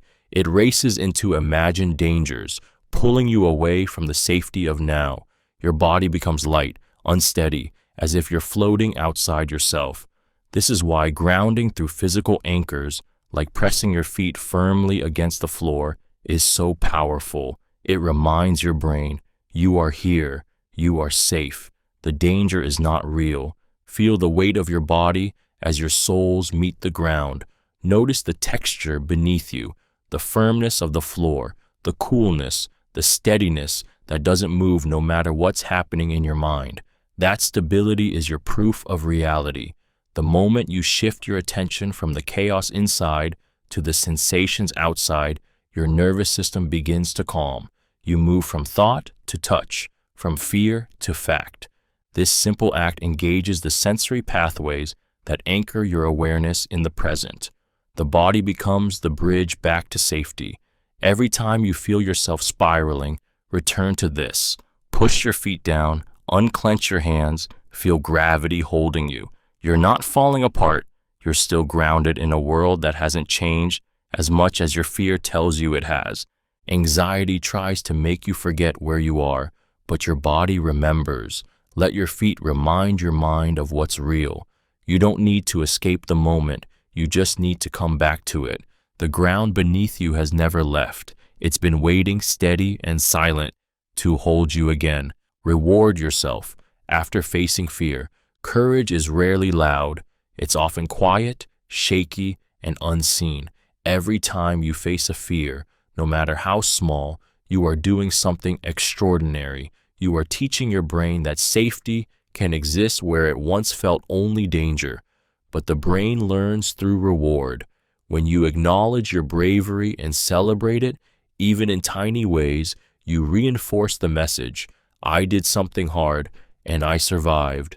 That's how resilience is built, one victory and one reward at a time. After you face a fear, whether it's making a phone call, speaking up, stepping outside, or confronting a truth, pause, breathe, then give yourself something kind. It doesn't have to be grand. It could be a warm bath, your favorite meal, time to rest, or simply saying out loud, I'm proud of me. That act of recognition tells your mind that bravery feels good, not terrifying.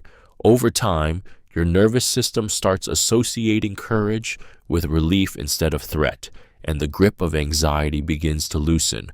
Self-reward isn't indulgence, it's neuroscience. You're reprogramming your brain's fear circuits, turning moments of terror into proof of growth. You are teaching yourself that fear faced is fear weakened, so honor the small wins. Every act of courage deserves acknowledgement. When you treat yourself with warmth after walking through fear, you turn recovery into ritual. Fear may come again, but your mind will remember the reward and whisper back, I can do this. I've done it before. Focus on helping others to shift perspective. Anxiety makes your world small. It traps you inside your head, looping fears and doubts until all you can see is you, your pain, your worry, your struggle to escape it. But the moment you turn outward and focus on helping someone else, something miraculous happens. Your perspective widens, and the weight you carry begins to lift. When you ease another's burden, even in the smallest way, your own fear starts to lose its grip. Helping others isn't just an act of kindness, it's a psychological shift. When you comfort, serve, or listen to someone else, your brain releases oxytocin, serotonin, and endorphins, the same chemicals that soothe anxiety and strengthen connection. You move from isolation to empathy, from self-focus to shared humanity. Fear shrinks in that space because compassion expands it. You don't need grand gestures. Sometimes it's a message to someone who's hurting, a favor for a friend, a smile to a stranger. These moments remind you that life isn't just happening to you, it's happening through you. You are still capable of impact, even when you feel fragile. When you help others, you begin to see your struggles differently. You realize that everyone carries invisible battles, that fear is universal and survivable. In giving comfort, you receive it. Your problems don't disappear, but their shape changes. They feel smaller, lighter, more manageable. Because the truth is, service heals both sides, and sometimes the fastest way to find your strength again is to help someone else find theirs. Repeat, I've survived all my worst days. There's a kind of quiet power in that sentence, a truth so simple it almost feels impossible. I've survived all my worst days. Say it slowly, let it sink in. Every heartbreak, every panic attack, every night you thought you couldn't make it through, you did. You're here, breathing, reading, living. That means the fear that feels unbearable right now isn't proof of weakness. It's evidence of strength you've already proven. When anxiety hits, your mind forgets history. It convinces you this time is different, that this fear will break you. But memory is your weapon. By reminding yourself that you've survived every single thing you once thought would destroy you, you activate resilience. The brain responds to emotional truth. It calms when reminded of survival, not statistics. That simple phrase becomes a mantra of endurance, grounding you in lived proof instead of imagined catastrophe. Say it in the mirror, whisper it through tears, repeat it until your heartbeat steadies and your breath deepens. Because each repetition rewires your narrative. You stop seeing yourself as fragile and start remembering the warrior that has risen again and again. You have faced nights that felt endless, moments that felt hopeless, and yet, here you are, still standing. Anxiety will always try to erase your victories, but this mantra writes them back into your bones. You are living proof that even your worst moments were survivable, and that means whatever comes next, you can survive that too. Take breaks. Rest is productive. In a world that glorifies constant motion, rest can feel like failure. Anxiety feeds on that belief. It tells you that slowing down means you're falling behind, that stillness is dangerous, that you must keep doing to stay safe. But the truth is the opposite. Your mind and body are not built for endless strain. Rest is not laziness, it's repair. It's the quiet rebuilding that makes progress possible. When you take a break, your nervous system recalibrates. Stress hormones begin to fall. Creativity rekindles. Focus sharpens. Your brain, exhausted from hypervigilance, finally exhales. You can't pour from an empty vessel, yet anxiety convinces you to keep pouring anyway. The result is burnout, your body's desperate attempt to force the rest you refuse to give yourself. Stepping away, even briefly, is an act of rebellion against fear. Take 5 minutes to stretch, breathe, stare at the sky, lie down without guilt. Let silence replace noise. In that pause, your worth doesn't disappear, it deepens. You remember that being productive isn't about how much you push, but how well you restore. Rest teaches your mind that safety isn't earned through exhaustion. It's found in stillness. It's in those moments of quiet where healing happens, where perspective returns, where courage gathers strength again. So take the break. let the world wait a moment, because the truth is, peace doesn't arrive after you've done everything. It begins when you finally stop long enough to let yourself simply be. Believe in gradual progress, not perfection. Anxiety thrives on the illusion of perfection, the cruel belief that peace will only come once everything is flawless, once you never feel fear again, once every broken part of you is fixed. But that's not healing. That's pressure disguised as purpose. The truth is, progress is never instant or clean. It's messy, uneven, and full of moments where you feel like you're moving backward. Yet every small step forward, no matter how invisible, is proof that you're changing. Believing in gradual progress means giving yourself permission to be human. It's recognizing that healing isn't a straight line, but a spiral. You revisit old fears, but each time you face them with more wisdom and less panic.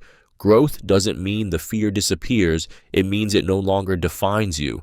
Every calm breath, every honest conversation, every day you simply try counts. Perfection demands results. Progress celebrates effort. When you let go of perfection, you make space for compassion. You begin to notice how far you've already come instead of how far you still have to go. Anxiety loses its power because it can no longer weaponize your imperfections against you. So move gently. Let each small victory matter. Trust the process even when you can't see it working. Progress is quiet, steady, and sacred. It builds beneath the surface until one day you realize you're living what you once thought impossible. Healing doesn't happen in leaps. It happens in moments. And believing in those moments is how you finally set yourself free.